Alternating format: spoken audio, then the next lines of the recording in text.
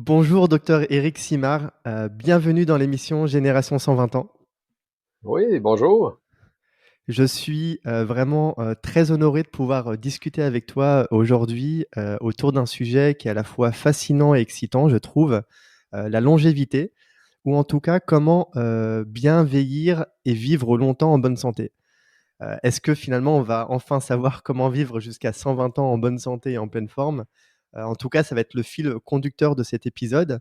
C'est un sujet dont, je t'avoue, je n'ai pas encore beaucoup traité dans cette émission et bah, ça tombe bien puisque, bah, tu es un spécialiste en longévité, tu fais beaucoup de recherches autour de ce domaine-là et puis je dois dire que, bah, voilà, en parcourant un peu tes travaux et ce que tu fais, je suis assez admiratif par rapport à ton parcours et aujourd'hui, j'aimerais, qu'on puisse poser ensemble, les bases autour de la longévité et comment vivre, plus longtemps et surtout en bonne santé. Parce que j'ai l'impression aujourd'hui, tu me diras si c'est le cas ou non, mais j'ai l'impression que l'espérance de vie augmente, mais pas forcément l'espérance de vie en bonne santé. Et donc finalement, je suis assez curieux et j'ai pas mal de questions, que j'espère que l'on pourra, traiter dans cet épisode. Des questions comme, bah, qu'est-ce que le vieillissement? C'est quoi son processus? Est-ce qu'on peut ralentir ce processus? Est-ce que tu as des recommandations pour vivre plus longtemps et en bonne santé? Est-ce qu'il y a des limites? Où sont, les recherches aujourd'hui autour de la longévité? Est-ce que certaines techniques peuvent être dangereuses? Ou encore, bah, quels sont les facteurs qui favorisent, la maladie et la dégénérescence? Voilà, pas mal de questions, un beau programme en perspective et Éric, je suis vraiment, ravi de ta présence pour pouvoir, discuter de tout ça. Qu'en Ah penses-tu? ben écoute, le plaisir est pour moi. C'est très gentil, merci bien. Génial. Alors ce que je vais te proposer, Éric, dans un premier temps, c'est est-ce que tu peux te présenter à nos auditeurs, nous expliquer, un peu ce que tu fais et en quoi la longévité, c'est un sujet sur lequel tu travailles depuis pas mal de temps maintenant? Oui, oui, ben peut-être un petit mot sur de où je viens aussi. Les gens sont souvent curieux en fait du parcours. Moi, mon doctorat est en biologie de l'INRS Institut Armand Frappier dans la région de Montréal, en fait à Laval, ici au Québec. J'ai été pendant longtemps en fait le président d'une entreprise qui était dans le domaine du syndrome métabolique. Par la suite, j'ai été dans une entreprise de biotechnologie dans le domaine des oméga 3, une entreprise de biotechnologie dans le domaine des probiotiques aussi. Et j'ai décidé en fait en 2013 de démarrer Idon Technologies. Idon, dont le nom vient de la déesse de la longévité. Quand les dieux veulent pas vieillir, ils font appel à la déesse Idon qui remet la pomme d'or de la longévité.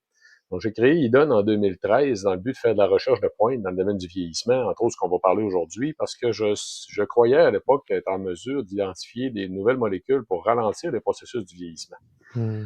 Du même coup, je savais aussi qu'on pourrait avoir un très gros impact sur la longévité en santé en essayant d'apprendre aux gens comment vivre comme les gens des populations centenaires, parce que techniquement, c'est déjà très bien documenté d'un point de vue scientifique. Donc, on sait exactement comment on devrait améliorer nos habitudes de vie pour mettre toutes les chances de notre côté pour atteindre l'âge de 100 ans et peut-être même plus.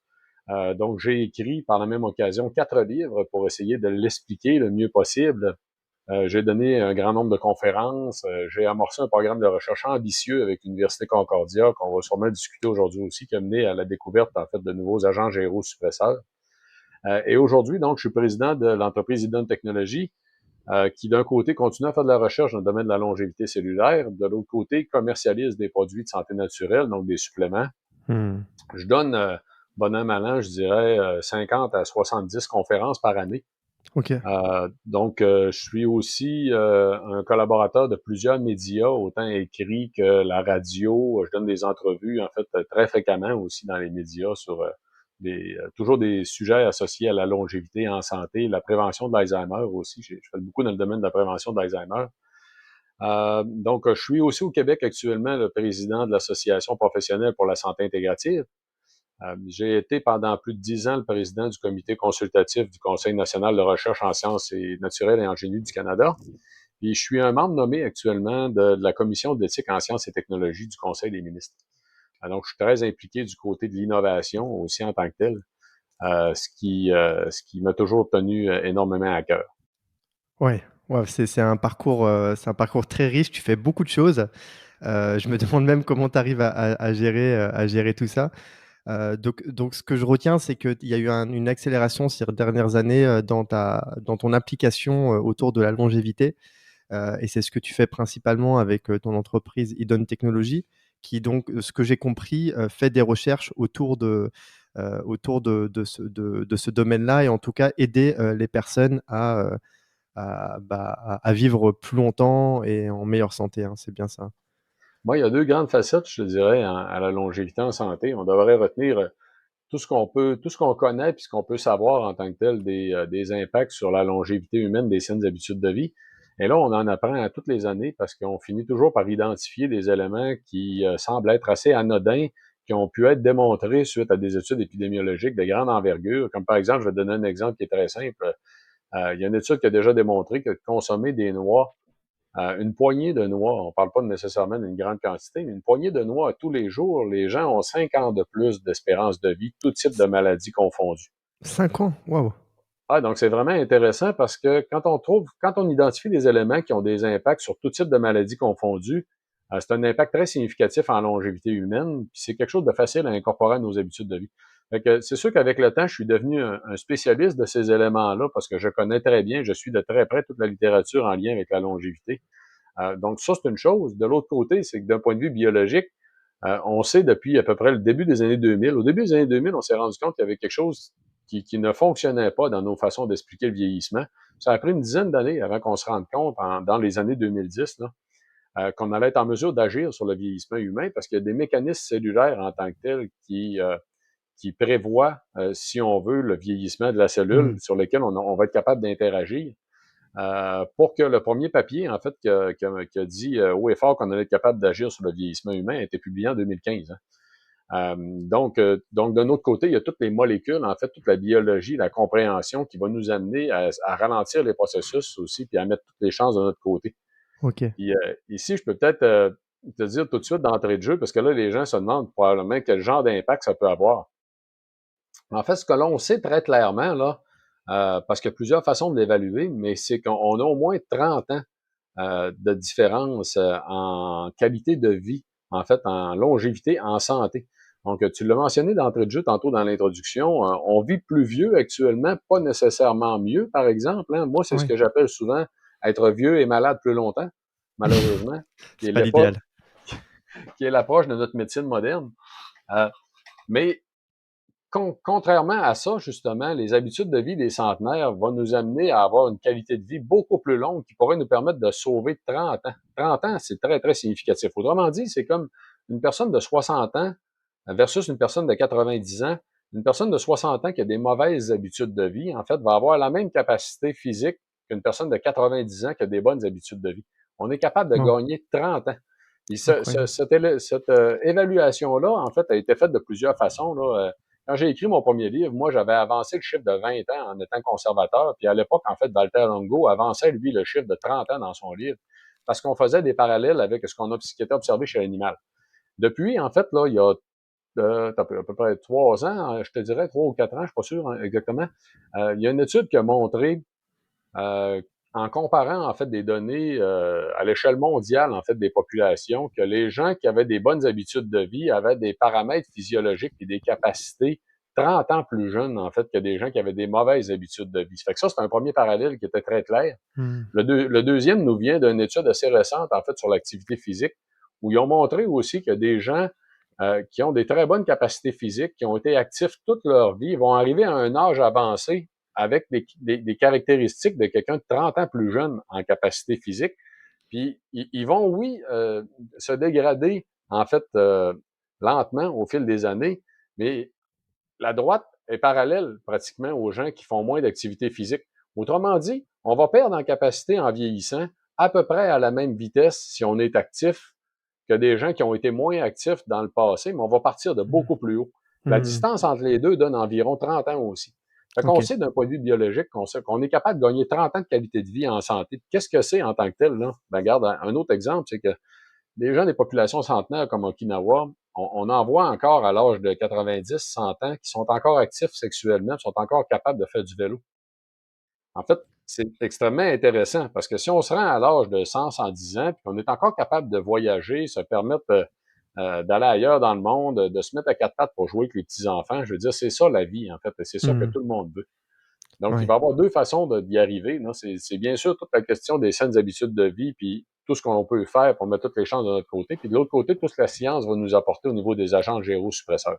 OK, super. Ah, génial, tu as bien introduit le sujet et il y a pas mal de choses sur lesquelles j'ai envie de rebondir. Donc de ce que la 1re chose qui me vient en tête, tu parlais de ces 30 ans.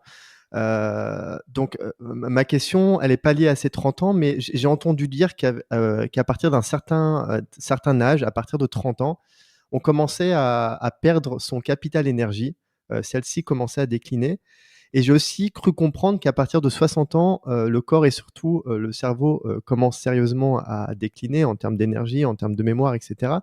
Est-ce que c'est déjà, ce sont des croyances ou ce sont déjà des choses fondées? Est-ce que, voilà, concrètement, on est quand même, voué à décliner en termes de de de fonctionnalité, on va dire, au niveau du cerveau, au niveau du corps et cetera? Ben, en fait, je te dirais que si on veut bien comprendre un peu qu'est-ce qui se passe, reculons un petit peu, juste établissons quelques bases d'un point de vue biologique, là, parce que ce que je vais te dire là, je pense qu'il y a très peu de gens qui vont t'expliquer en tant que tel. La meilleure image qu'on peut comprendre le vieillissement, en fait, pour bien comprendre ce qui va se passer dans les années qui suivent, là, c'est comme si, en fait, c'est Blagostlany, un chercheur américain, en fait, a donné l'image que c'est comme conduire une voiture, l'accélérateur à fond tout le temps, en modulant la vitesse avec le frein. La voiture, elle va user plus rapidement. C'est ce qu'il a appelé, lui, la théorie de l'hyperfonction.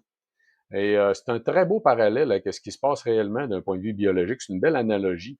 Parce que une fois passé l'âge adulte, la période de reproduction, on n'a plus de croissance en tant que telle. Mmh. Chez l'humain, on n'a pas de croissance en tant que telle par la suite. Puis pourtant, les voies métaboliques de la croissance et du développement demeurent actives.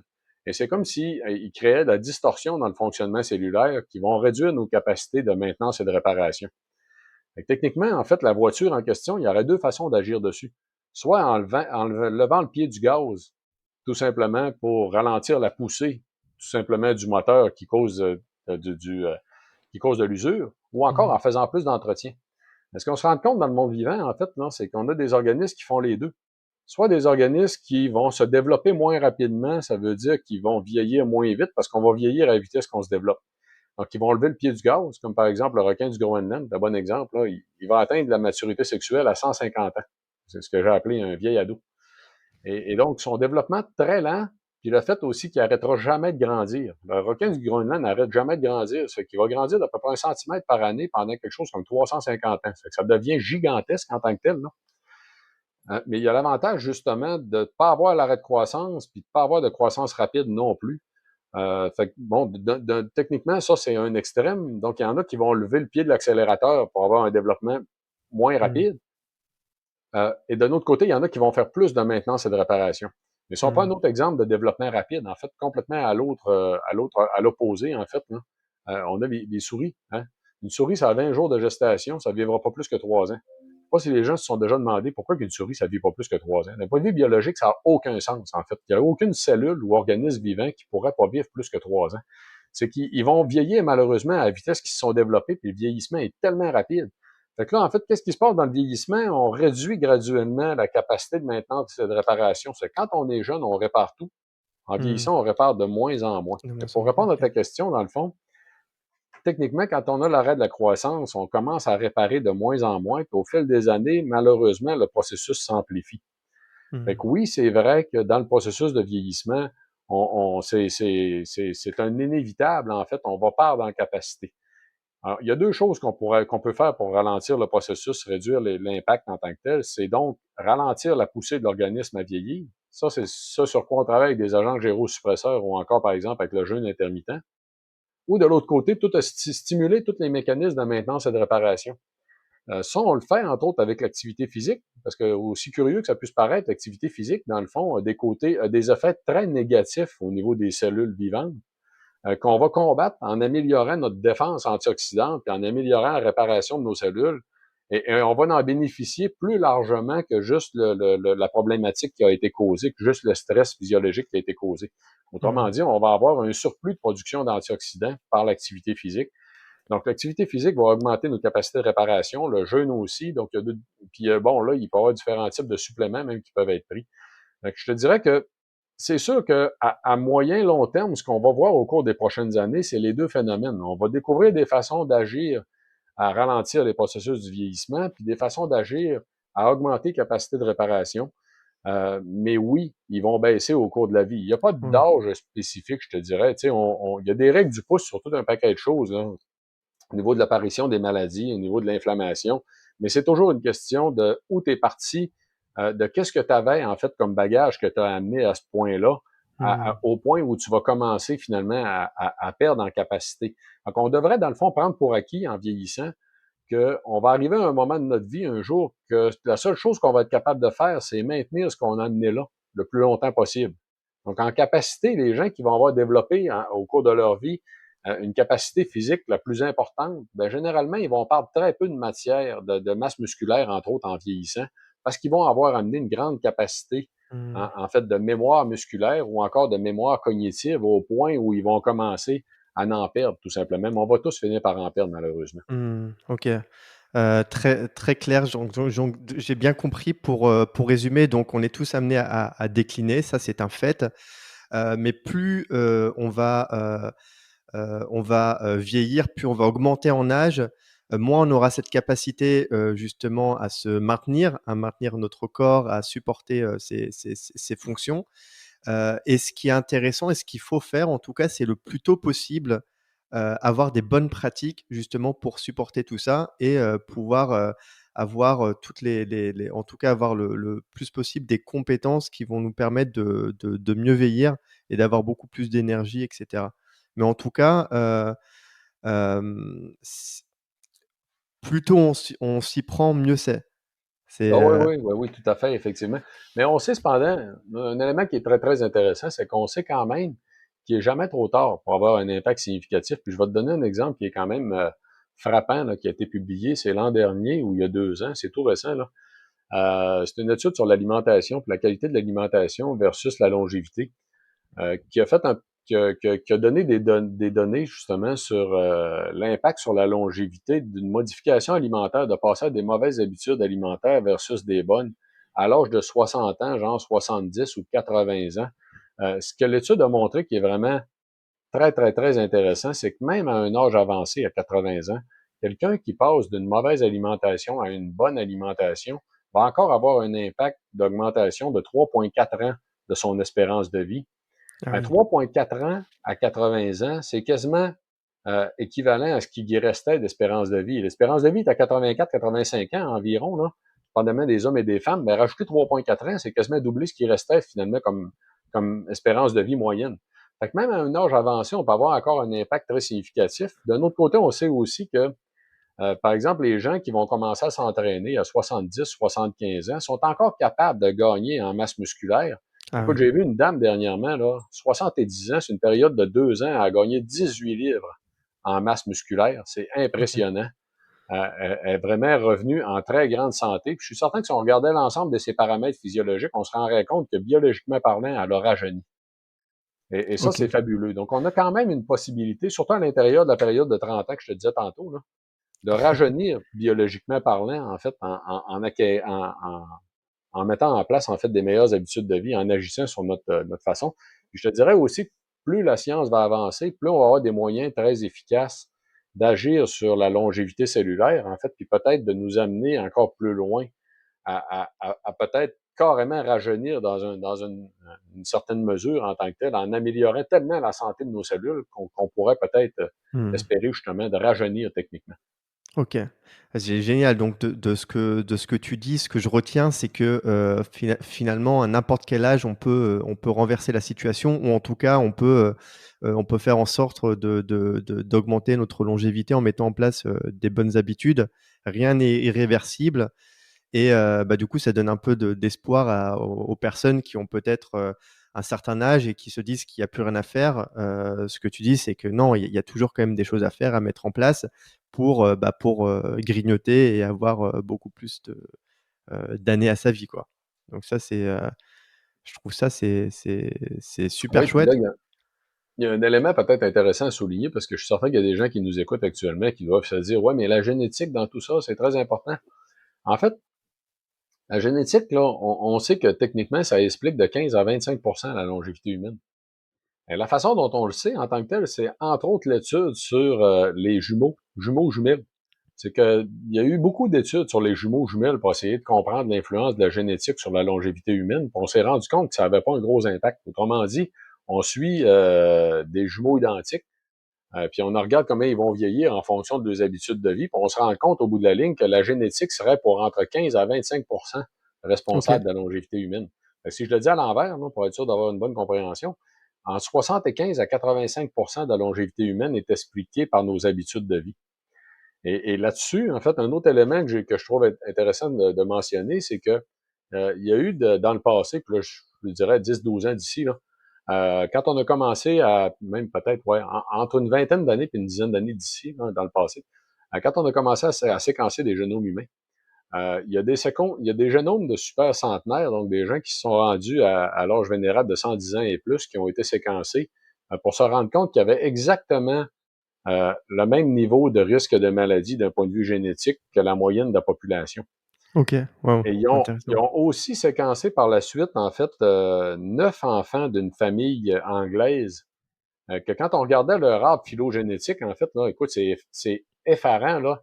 3-4 générations plus haut, là, tous les gens de la famille, tout le temps, atteignent 95 à 105 ans. C'est épatant. Et Ok. pourtant, encore là, même dans la famille anglaise en question, ils sont arrivés à la conclusion qu'ils avaient les mêmes niveaux de risque de maladie que la moyenne de la population. C'est pas, en tant que tel, la présence dans la génétique d'un risque de maladie ou non qui permet une grande longévité. C'est que la génétique est exprimée en fonction de nos habitudes de vie. Mais Hmm. c'est les habitudes de vie qui vont laisser ou non s'exprimer la présence d'un risque de maladie. Fait que finalement, en fait, on n'est pas l'esclave de notre génétique en tant que tel. C'est nos habitudes de vie qui vont dicter qu'est-ce qui est lu à travers notre génétique qui va influencer justement notre longévité.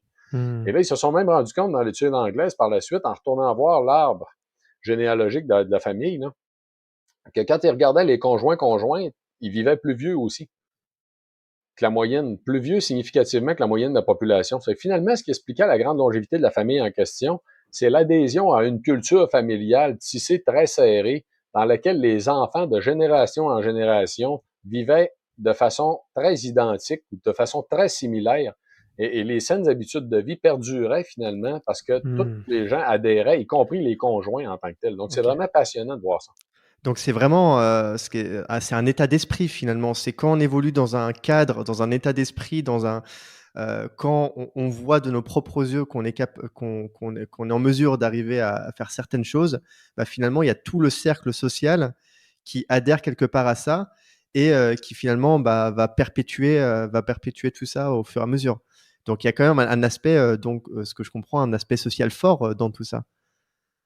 Oui, ben, en fait, là, tu touches à un point qui est vraiment extrêmement important, là, c'est que souvent les gens me demandent quel serait ton meilleur conseil, ta meilleure des recommandations en tant que tel. C'est que j'ai défini dans mes livres 4 grands facteurs qui vont influencer la longévité, avec un cinquième facteur que j'ai appelé un facteur facilitant. Les 4 grands facteurs en question, c'est que moi, j'ai regroupé pour simplifier, en fait, les habitudes de vie, puis simplifier ce qui avait été fait dans la description des Blue Zones dans le passé, là, qui date déjà d'une trentaine d'années maintenant, les premières descriptions, en fait, des Blue Zones, où là, on avait décrit entre 8 et 13 facteurs qui expliquaient donc, techniquement, on est capable de les regrouper dans 4. C'est assez simple, là. L'alimentation, l'activité physique, on en parle souvent. Ça en est 2 déjà. Mhm. La saine gestion du Alimentation, stress, de physique. l'anxiété, c'est la troisième. Dans ça, j'inclus la qualité du sommeil. La quatrième, c'est la qualité de la vie sociale. Et mon cinquième facteur facilitant, c'est la personnalité des gens centenaires. Et je te dirais que c'est là le point le plus important. En fait, ma première recommandation serait avant tout aux gens d'essayer de développer la personnalité des gens centenaires parce que c'est un espèce de package cadeau qui vient avec tout un paquet d'autres facettes. Les gens centenaires, en fait, c'est tous des gens qui sont fondamentalement positifs, qui ont une grande capacité à exprimer leurs émotions. Ils sont ricaneurs, sont faciles à vivre, ils regardent la vie du bon côté.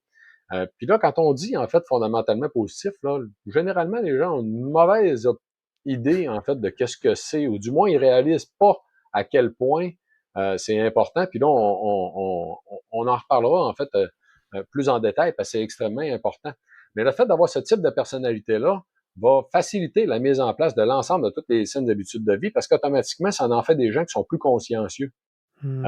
Puis ça va les amener ces gens-là aussi à avoir une meilleure qualité de la vie sociale, qui, elle, va aider aussi à réduire le stress, qui va aider à amener un certain niveau d'activité qui est bénéfique. Puis là, le niveau d'activité, on se rend compte aussi, hein, c'est très, très, très, très clair que c'est vrai que de ne pas être assez actif, c'est pas bon. D'être trop actif, c'est pas bon non plus.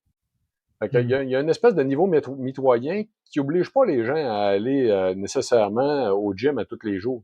Là, je dis pas que c'est mauvais d'y aller, c'est pas ça, non, mais je veux dire, les centenaires, ils vont pas au gym à tous les jours. C'est des gens qui demeurent actifs dans la vie de tous les jours. Puis souvent, ce que j'explique même en conférence, si tu veux avoir une bonne ordre d'idée de ça, tu sais, bon, je mentionnais au début que je suis tout ce qui est en lien avec la longévité. Ben, couramment, je vois passer des affaires qui ont de l'air un peu farfelues, du genre, je vais t'expliquer, une étude qui a été publiée qui faisait un lien entre la longévité des gens et le fait de planter des fleurs. Ben, c'est intéressant parce que, étant donné qu'ils font des études épidémiologiques dans lesquelles ils vont cumuler tout un paquet de facteurs, comme entre autres, ils ont fait un lien déjà avec la longévité puis le café. Ils l'ont fait avec donc les noix. Quand on regarde l'ensemble des habitudes de vie, là, ils vont faire des liens avec le fait de planter des fleurs. Pourquoi les gens qui plantent des fleurs vivent plus longtemps? Parce qu'ils sont dehors? Ils sont dehors puis ils sont actifs. Ça les garde actifs, tout simplement. C'est qu'ils vont au magasin les acheter, ils vont acheter les fournitures, ils sont dehors en train de s'occuper des parterres. C'est juste une question de niveau d'activité au quotidien, constamment, tout le temps. Dans le fond, dans l'activité, on devrait essayer d'y penser. Probablement que d'être actif, souvent on va recommander, par exemple, d'être actif 3 fois une demi-heure par semaine.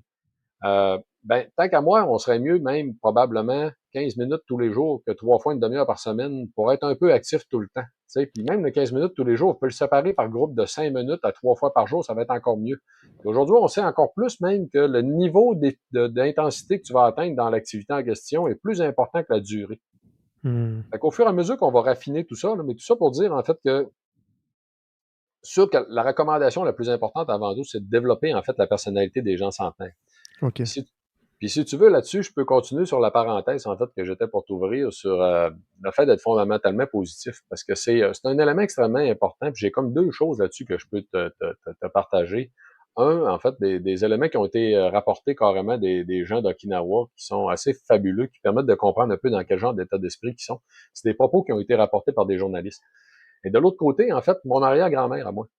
Tu vas comprendre, en fait, c'est que quand j'ai écrit mon premier livre qui a été publié en 2016, quand je suis arrivé dans le chapitre, en fait, sur la personnalité des gens centenaires, j'ai trouvé un paquet de choses, dont le fait, entre autres, qu'il y avait des études sur l'auto-évaluation des conditions de santé. Là, je disais, qu'est-ce que ça donne de demander à des centenaires de s'auto-évaluer au niveau de la santé? C'est qu'ils se sont rendus compte, en fait, qu'ils tombaient sur des gens très, très âgés, genre des messieurs de 105 ans, qui lui demandaient comment ça allait, puis le monsieur, il répondait que ça va très bien, même s'il regarde son profil de santé, puis il se dit, ça se peut pas qu'il me dise que ça va bien. Je regarde son profil, puis tabarouette, il va pas bien. Il continue à me dire qu'il va bien. C'est pas une question de nier, hein? C'est pas une question d'être dans l'ignorance, c'est pas ça. C'est qu'ils sont vraiment tellement fondamentalement positifs que dans leur tête, ça va bien, puis ça va toujours bien aller. Fait que le parallèle à faire avec je me suis rendu compte à l'époque, puis j'ai écrit justement un petit mot pour mon arrière-grand-mère dans mon livre, euh, que quand j'étais, puis là, faut se mettre dans ma tête à moi quand j'étais au primaire, OK? On est OK. un élève du primaire, là, qui, à 6-7 ans, genre, va dîner chez son arrière-grand-mère. La madame est née en 1900.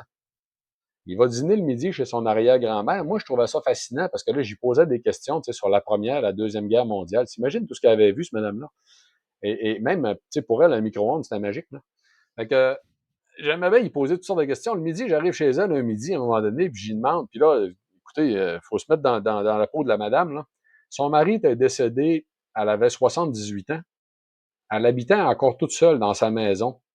Ça faisait déjà 8 ans que son mari était décédé. OK, là, elle a 186. Elle a, ouais, 86 ans, excusez. À 86 ans, on est en 1986.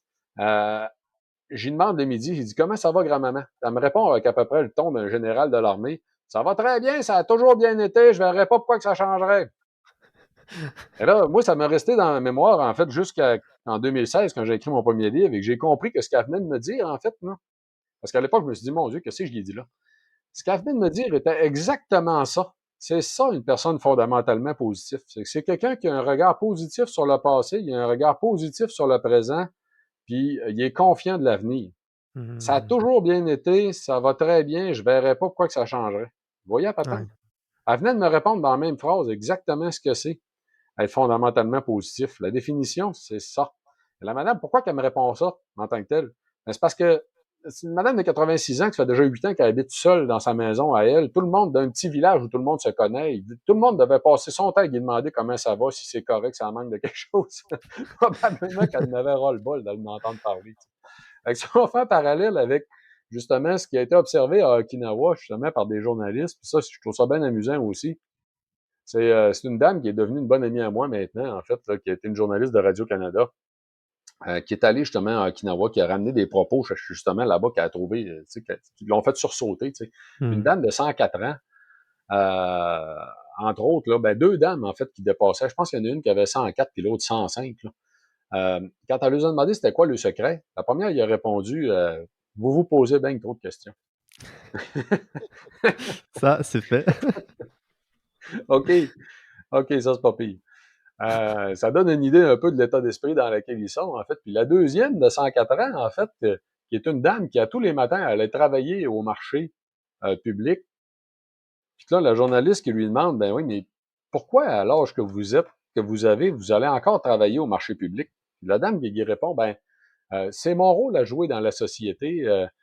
J'ai toujours eu à cœur, en fait, d'être utile pour ma société, en fait, Mmh. pour les gens qui m'entourent. Ça fait que c'est mon rôle à moi à jouer dans ma vie, en fait, d'aller travailler à tous les matins.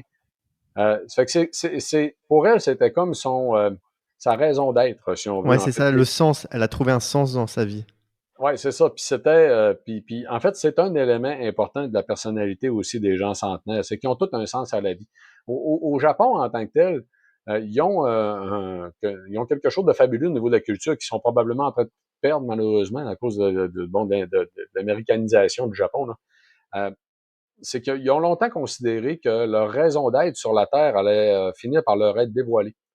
Mais la première fois que j'ai lu ça, je me suis dit, ça fait bizarre, là. Ça fait comme un peu comme si tu regardes le ciel, puis les nuages vont s'écarter, là, puis ça va faire tadam! Puis ta raison d'être va être écrite en Ouais. gros. Non, c'est pas ça pantoute. En fait, c'est pas ça du tout.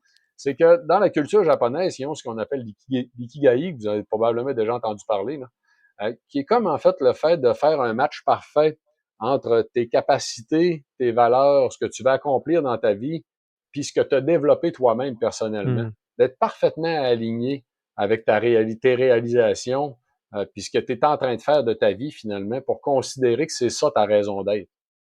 Hein? C'est que la dame, à 104 ans, elle en était là. Elle a son petit bonheur à tous les jours. Dans sa raison d'être, fondamentalement, il y a sûrement ses amis, il y a sûrement sa vie sociale, mais il y a aussi le fait d'être utile à la société. Mmh. Puis il voit là-dedans un accomplissement d'aller travailler tous les matins. Donc, c'est vraiment remarquable. Bon, on devrait voir ça. On devrait tous voir ça. En passant, justement, parce que là, il y en a qui vont sursauter. Moi, travailler, j'entends des gens dire souvent, ah oui, travailler jusqu'à 104 ans, il y en a pas que ça. Ou travailler jusqu'à 70, ou travailler jusqu'à 80. En fait, techniquement, hein, une grande règle de la biologie, là, c'est que tout ce qui ne sert pas disparaît. OK? Et Mmh. techniquement, si on applique ça à la lettre, on pourrait comprendre la raison pour laquelle il y a beaucoup de gens qui tombent malades en prenant leur retraite.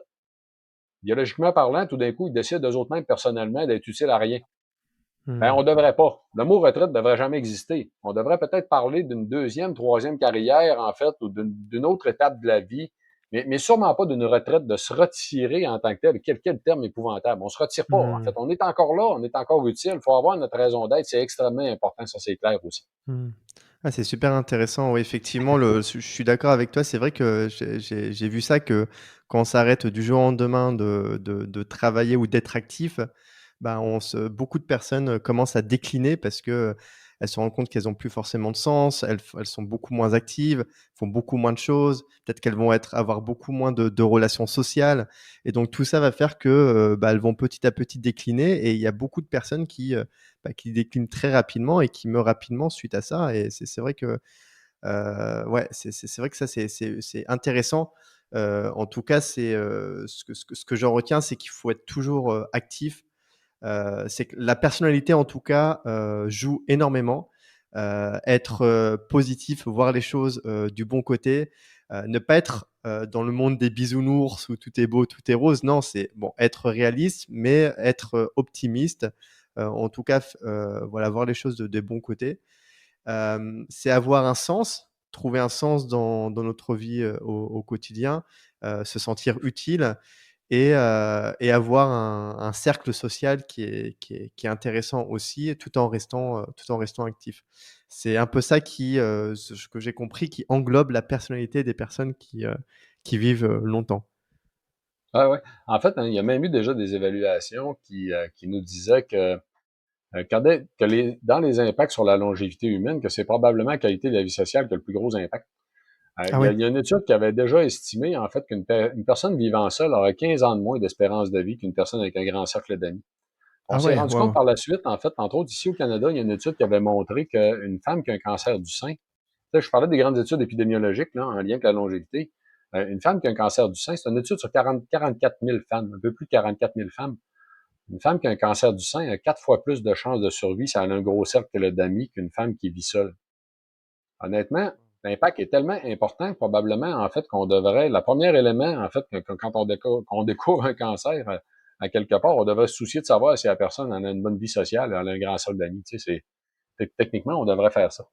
Mmh. Oui, il y a beaucoup d'éléments, en fait, qui relèvent de la personnalité. Puis si on regarde l'autre, c'est intéressant aussi de se demander, de l'autre côté, en fait, les gens négatifs, là, à quel point ils sont. Moi, quand je donne des conférences, ça fait rire tout le monde parce que je lui dis, il y a une très, très bonne nouvelle là-dedans en passant. Là, tout le monde se demande qu'est-ce qu'il va dire. Ben, je lui dis, ben, les chialeux vivent moins longtemps. Et là, on se Les rend quoi? compte même que les chialeux, en fait, les gens qui sont négatifs, ils vivent moins longtemps. C'est une bonne nouvelle. Ah oui, Mais oui. il y a une espèce de sélection naturelle. Ceci dit, les gens qui ont, en fait, on appelle ça du neuroticisme. Les gens qui ont des tendances négatives tout le temps prédominantes en tant que telles, là, il y a même des études qui ont montré que, outre l'impact sur la longévité, il y a des maladies spécifiques comme l'Alzheimer où l'incidence est beaucoup plus élevée. Ça fait que c'est clair que ça a un gros impact, en fait, en santé humaine. Waouh! OK, c'est ultra intéressant. Donc première étape, c'est, être positif, voir les choses de bon côté, ne pas râler et s'entourer de plein de personnes, en tout cas des personnes de qualité et qui ont un bon état d'esprit. Ouais, ouais. Puis Ça c'est là, la première étape. là-dedans, tantôt, je mentionnais que ils ont une grande capacité à exprimer leurs émotions. En fait, ça, c'est quelque chose de très difficile quand même, surtout pour Ouais, nous autres, les hommes, en passant. Là, c'est je veux vrai. pas généraliser, mais normalement, les femmes sont plus habiles dans le fait de parler de leurs sentiments, de leurs émotions. Mais la qualité de la vie sociale, parce que c'est un des 4 éléments, en fait, que je mentionnais, c'est possiblement le plus important, même avant tout, avant même l'activité physique ou l'alimentation. Bien qu'ils sont tous importants, la qualité de la vie sociale aurait peut-être le plus gros impact, mais pour avoir une vie sociale de qualité, ça prend une vie sociale où on parle de nos émotions. Si vous avez beaucoup Mmh. d'amis, vous en parlez jamais, c'est pas une vie sociale de qualité. Hein.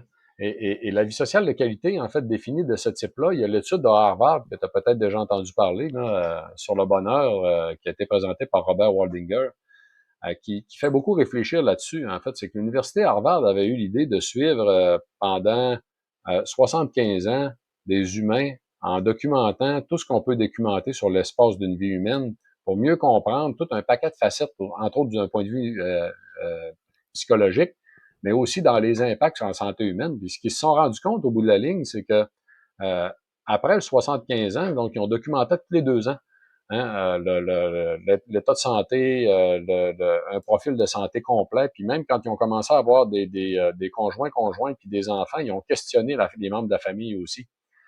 On se rend compte justement que après 75 ans justement de suivi, donc ils ont commencé à l'âge de 2 ans, ils étaient capables d'estimer les gens qui allaient le mieux vieillir, qui avaient gardé leur capacité cognitive le plus longtemps possible, puis leur capacité physique de rester en santé, à partir de l'âge de 50 ans, là, ils étaient capables de prédire tous ceux-là qui allaient bien vieillir avec le niveau de qualité de la vie sociale. Tous ceux-là qui avaient une bonne qualité de la vie sociale, c'est les gens qui ont, au bout de la ligne, été les plus heureux et qui ont gardé le meilleur niveau de santé, le meilleur niveau de santé cognitive. C'est vraiment Ouais, épatant. ouais, c'est intéressant. Mais ce qui est intéressant, ce que je note, c'est que pour toi, c'est important d'exprimer d'avoir une forte intelligence émotionnelle et de pouvoir exprimer ses émotions et dire ce que l'on pense et ce que l'on vit, pour pas être justement que dans la superficialité. Ça, c'est vrai Ouais, tout à que fait. ouais, Ah oui, c'est extrêmement important. En fait, ça fait partie de. C'est une clé d'avoir une vraie vie sociale de qualité. C'est-à-dire, malheureusement, dans notre vie d'aujourd'hui, c'est mal vu quelqu'un qui va pas bien. Ça fait que ouais, c'est rare qu'on va demander à un ami Hey, comment ça va aujourd'hui? Puis qu'il va te répondre, ah, sais-tu, ça va pas terrible. ouais. C'est rare qu'on entend ça, puis pourtant, on devrait l'entendre souvent, en fait, parce qu'on vit toutes des montagnes russes. Là. On a toutes des journées où ça va pas nécessairement très bien, mais si on ne le dit pas à nos amis, on n'a aucune chance d'être aidé nécessairement, d'être compris, d'être supporté dans ce qu'on vit. Tu sais, ça fait énormément de sens, tout ça. Et je te dirais que là, rendu là, parce que là, bon, la question de l'alimentation, on peut en parler, l'activité physique, il y a des petits détails qu'on sait de ce qu'on peut optimiser, là. Bon, il y a des trucs dans tout ça, mais admettons quelqu'un maintenant qui a des saines habitudes de vie, là, qui fait attention à tous les facteurs. Parce que moi, ce que j'essaye d'expliquer aux gens, c'est que ce qu'on devrait faire, c'est d'apprendre à très, très bien se connaître. Les 4 facettes que j'ai mentionnées tantôt, là, l'activité physique, l'alimentation, la gestion du stress, de l'anxiété, on inclut là-dedans la qualité du sommeil et la qualité de la vie sociale. Ces 4 éléments-là, en fait, toujours considérer la facette qu'on est capable d'aller chercher le plus gros gain en s'améliorant, travailler dessus, se donner du temps pour l'améliorer, puis passer au suivant, puis continuer tout le temps. Considérer dans le fond que la santé, c'est une façon de voyager, c'est pas un objectif à atteindre, on ne l'atteindra jamais. Donc, si on partait Mmh. avec l'idée, hein, en partant qu'on va s'améliorer toute notre vie, on viendrait qu'à être pas pire, d'après moi. Mais ceci étant dit, une fois que ces facettes-là s'améliorent, ou du moins qu'on est dans la bonne voie d'améliorer l'ensemble des facettes, qu'on comprend bien les enjeux, qu'on travaille aussi sur notre personnalité, il va y avoir d'autres éléments qu'on va pouvoir mettre en application, entre autres au niveau justement de ce qu'on a appelé les agents gérosuppresseurs, ce qu'on est en train de faire au niveau de la recherche en tant que tel pour ralentir les processus du vieillissement. Je veux bien que tu expliques ce que c'est ces agents, gyrosuppresseurs. Ouais. C'est que Ouais. tout à l'heure, j'expliquais en fait que le vieillissement est causé par la poussée de l'organisme de croissance qui sert à rien. En fait, ce que Blagostlany, en fait, un chercheur américain, a appelé la théorie de l'hyperfonction. Techniquement, en fait, ça avait déjà été nommé par un biologiste dans les années 70 comme étant la pléiotropie antagoniste. Qu'est-ce que c'est en tant que tel, puis pourquoi, là? Le gars, il avait raison. Hein. Il a émis une hypothèse, c'est patent, il a émis une hypothèse dans les années 70 qu'on a fini par lui donner raison dans les années 2010, après sa mort, malheureusement, là, ou à peu près l'année qu'il est mort, il est mort en 2010 ou en 2011. Et c'est que ce qui nous donne des caractéristiques très avantageuses très tôt dans notre vie, finissent au niveau du vieillissement par être un désavantage, en fait, qui va causer un vieillissement accéléré. Lui, il avait déjà noté que ce qui pourrait permettre d'expliquer le fait qu'une souris, entre autres, qui a 20 jours de gestation, c'est un avantage évolutif considérable d'être capable de se développer terriblement rapidement, va avoir l'inconvénient qu'il va vieillir à la même vitesse, puis il va mourir jeune, relativement jeune, donc une souris ne vivra pas plus que 3 ans, dû à l'avantage qu'il avait plus tôt dans sa vie. Donc, c'est ça de Mmh. la pléiotropie antagoniste. Mais bon, Blagosteny a renommé ça de la théorie de l'hyperfonction.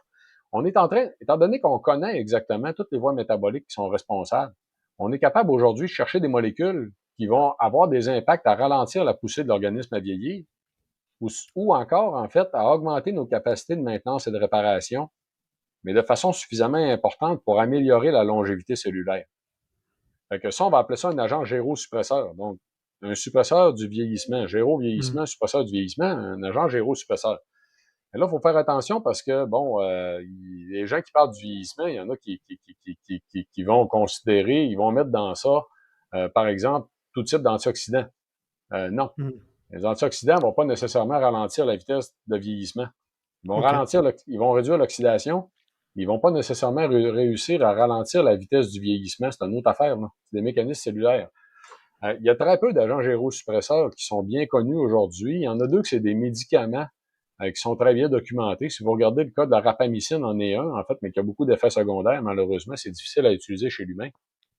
La metformine, qui est un médicament pour le diabète, un médicament fabuleux, en fait, le diabète de type 2, est aussi un agent gérosuppresseur.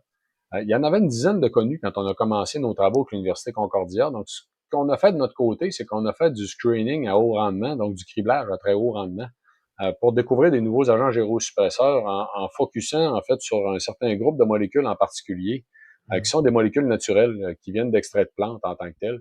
Et on en a découvert 21 nouveaux, mais 21 OK. nouveaux qui ont des impacts beaucoup plus importants que ce qui était décrit auparavant. Pour vous donner un ordre d'idée, en fait, là, on utilisait des cellules eucaryotes, en fait, qui sont des cellules de levure, pour faire le criblage en question. Pourquoi des levures, comparativement, par exemple, à des cellules humaines? C'est que d'un point de vue biologique, les levures sont le meilleur modèle, en fait, de culture cellulaire pour étudier le vieillissement parce qu'ils font pas de différenciation cellulaire. Dans les cellules du corps humain, malheureusement, tu as toujours une cellule d'un tissu en question qui va se différencier en vieillissant, qui ne représentera plus un organisme au complet. Donc, une cellule Mmh. de peau, une cellule du foie, une cellule sanguine, c'est pas la même chose en tant que telle. Ils vont pas vieillir de la même façon. Fait qu'on peut pas utiliser une cellule humaine pour étudier le vieillissement en espérant que toutes les cellules vont vieillir de la même façon. C'est pas vrai. Ouais, Fait chacun que, sauf, son sauf que dans les processus cellulaires en tant que tel, on est capable d'utiliser les levures. C'est les mêmes mécanismes de vieillissement qui sont présents dans toutes les cellules eucaryotes. En fait, tous les mammifères vont vieillir de la même façon. Fait que là, on a trouvé, bon, pour donner quelques chiffres, en fait, parce que ça donne un peu un ordre d'idée, là. Techniquement, ce qui avait le plus gros impact sur le vieillissement connu jusqu'à maintenant, c'est ce qu'on avait appelé la restriction calorique, qui, bon, est l'équivalent du jeûne, si on veut. Tout OK. simplement, du jeûne intermittent, de l'alimentation à temps restreint.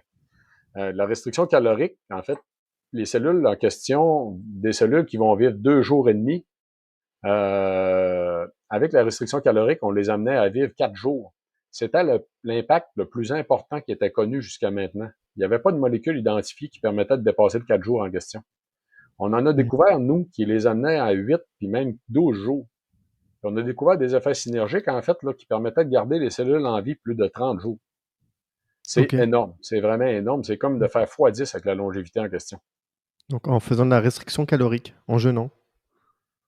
Hein? Avec, excuse-moi? Avec la restriction calorique, avec le jeûne, on est, Avec des mesure molécules en tant que telles. Donc, la restriction calorique donnait la restriction calorique ou le jeûne, si tu veux, là, pour des cellules unicellulaires, des organismes unicellulaires, en fait, comme les levures, va nous donner 4 jours de viabilité versus 2 jours et demi à peu près de longévité normale.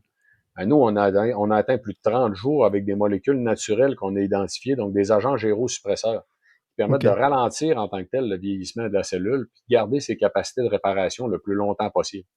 Mmh. Fait que on a même identifié tous les mécanismes d'action responsables à l'intérieur des cellules parce qu'il y a plusieurs voies métaboliques d'impliquer. On a identifié des effets synergiques considérables, en fait, entre différentes de ces voies métaboliques-là qui nous permettent de mieux choisir aujourd'hui même de mettre en relation certaines molécules naturelles qui peuvent permettre d'amener, d'allier, en fait, deux facettes. Puis c'est les deux facettes dont je vous ai parlé depuis le début. Il y a deux grands phénomènes, là. D'un côté, on a poussé de l'organisme à vieillir, qu'il faut essayer de ralentir, puis de l'autre côté, on a tous les mécanismes de maintenance et de réparation. Et Mmh. ils sont pas modulés par les mêmes effecteurs au niveau des cellules. Fait que c'est possible d'avoir des molécules qui vont agir sur les deux facettes. Mais on en a des organismes vivants qui font exactement ça. Si on prend par exemple les chauves-souris ou encore le râteau-pneu, c'est des organismes qui font exactement ça. Ils vont se OK. développer un petit peu moins rapidement, ils vont garder plus longtemps leur capacité de maintenance et de réparation. Ça va les amener, comme par exemple pour une chauve-souris, là, c'est un organisme qui a la grosseur d'une souris, qui a 10 fois la longévité d'une souris en question. Et pourtant, c'est un organisme qui est capable d'avoir un niveau métabolique très, très élevé, parce que tout ce qui vole, ça prend un niveau métabolique terriblement élevé pour voler. Vous le laisserez, c'est plutôt difficile. Fait que, Mmh. de voler. Euh, Oui. et là, chez la chauve-souris, justement, ce qui explique justement sa très grande longévité, c'est sa capacité justement à ralentir la vitesse de son vieillissement, la vitesse de développement, puis sa capacité à maintenir justement sa réparation cellulaire en beaucoup plus efficacement, beaucoup plus longtemps au cours de sa vie. Donc Mmh. techniquement, on sait dans le fond que les mêmes principes vont être applicables chez l'humain. Fait qu'il OK. faut essayer, dans le fond, le mieux possible de ralentir la poussée de l'organisme à vieillir. Ça, on peut le faire de différentes façons. Entre autres, le jeûne en est un. On peut en reparler. Je peux vous donner des trucs ou et de l'autre côté, stimuler tous les mécanismes de réparation. Il y a des molécules qui vont le faire, comme par exemple le resveratrol ou encore les polyphénols d'olive, qui sont des agents gérosuppresseurs qui sont déjà très, très bien documentés, en fait, chez l'humain. Mmh. OK. Donc à terme, ce serait possible qu'un jour on prenne des pilules qui permettent de faire tout ça? Est-ce que ce Oui, serait ben, quelque chose de possible et d'imaginable d'avoir ça et se dire: «Bon, bah, voilà, j'ai juste à prendre ça bah, je vais être assuré de vivre jusqu'à 100-120 ans»? oui, oui, ben écoute, en fait, je peux te mettre dans le secret des dieux là-dessus, c'est que je suis en train de travailler sur un nouveau livre qui s'appellerait mon protocole de longévité. Je donne justement des conférences sur le sujet où on va allier comme trois choses, je te dirais. Là, c'est toutes les saines habitudes de vie. On en a parlé depuis tantôt. Je vous ai donné certains éléments. Là. Je peux aller dans les détails sur toutes les facettes parce qu'on aurait pu parler de l'alimentation pendant une heure aussi. On pourrait parler Mmh. de l'activité physique. On pourra se reprendre ensemble en passant. Ce sera un plaisir. Euh, il y a toute la question de la chronobiologie qui est importante de tenir en ligne de compte parce que, en fait, notre cycle circadien est directement attaché au mécanisme de vieillissement cellulaire.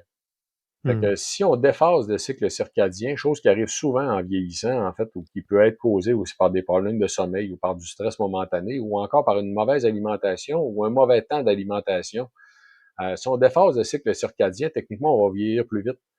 Ça fait qu'on peut tenir compte, en fait, aussi de ce qu'on fait de nos journées dans les cycles circadiens, dans l'horloge biologique aussi, pour mettre toutes les chances de notre côté pour bien vieillir. Puis suite à ça, aussi tenir compte de la prise de certaines molécules qui peuvent nous permettre justement d'améliorer les mécanismes ralentir les mécanismes du vieillissement ou améliorer nos mécanismes de maintenance et de réparation.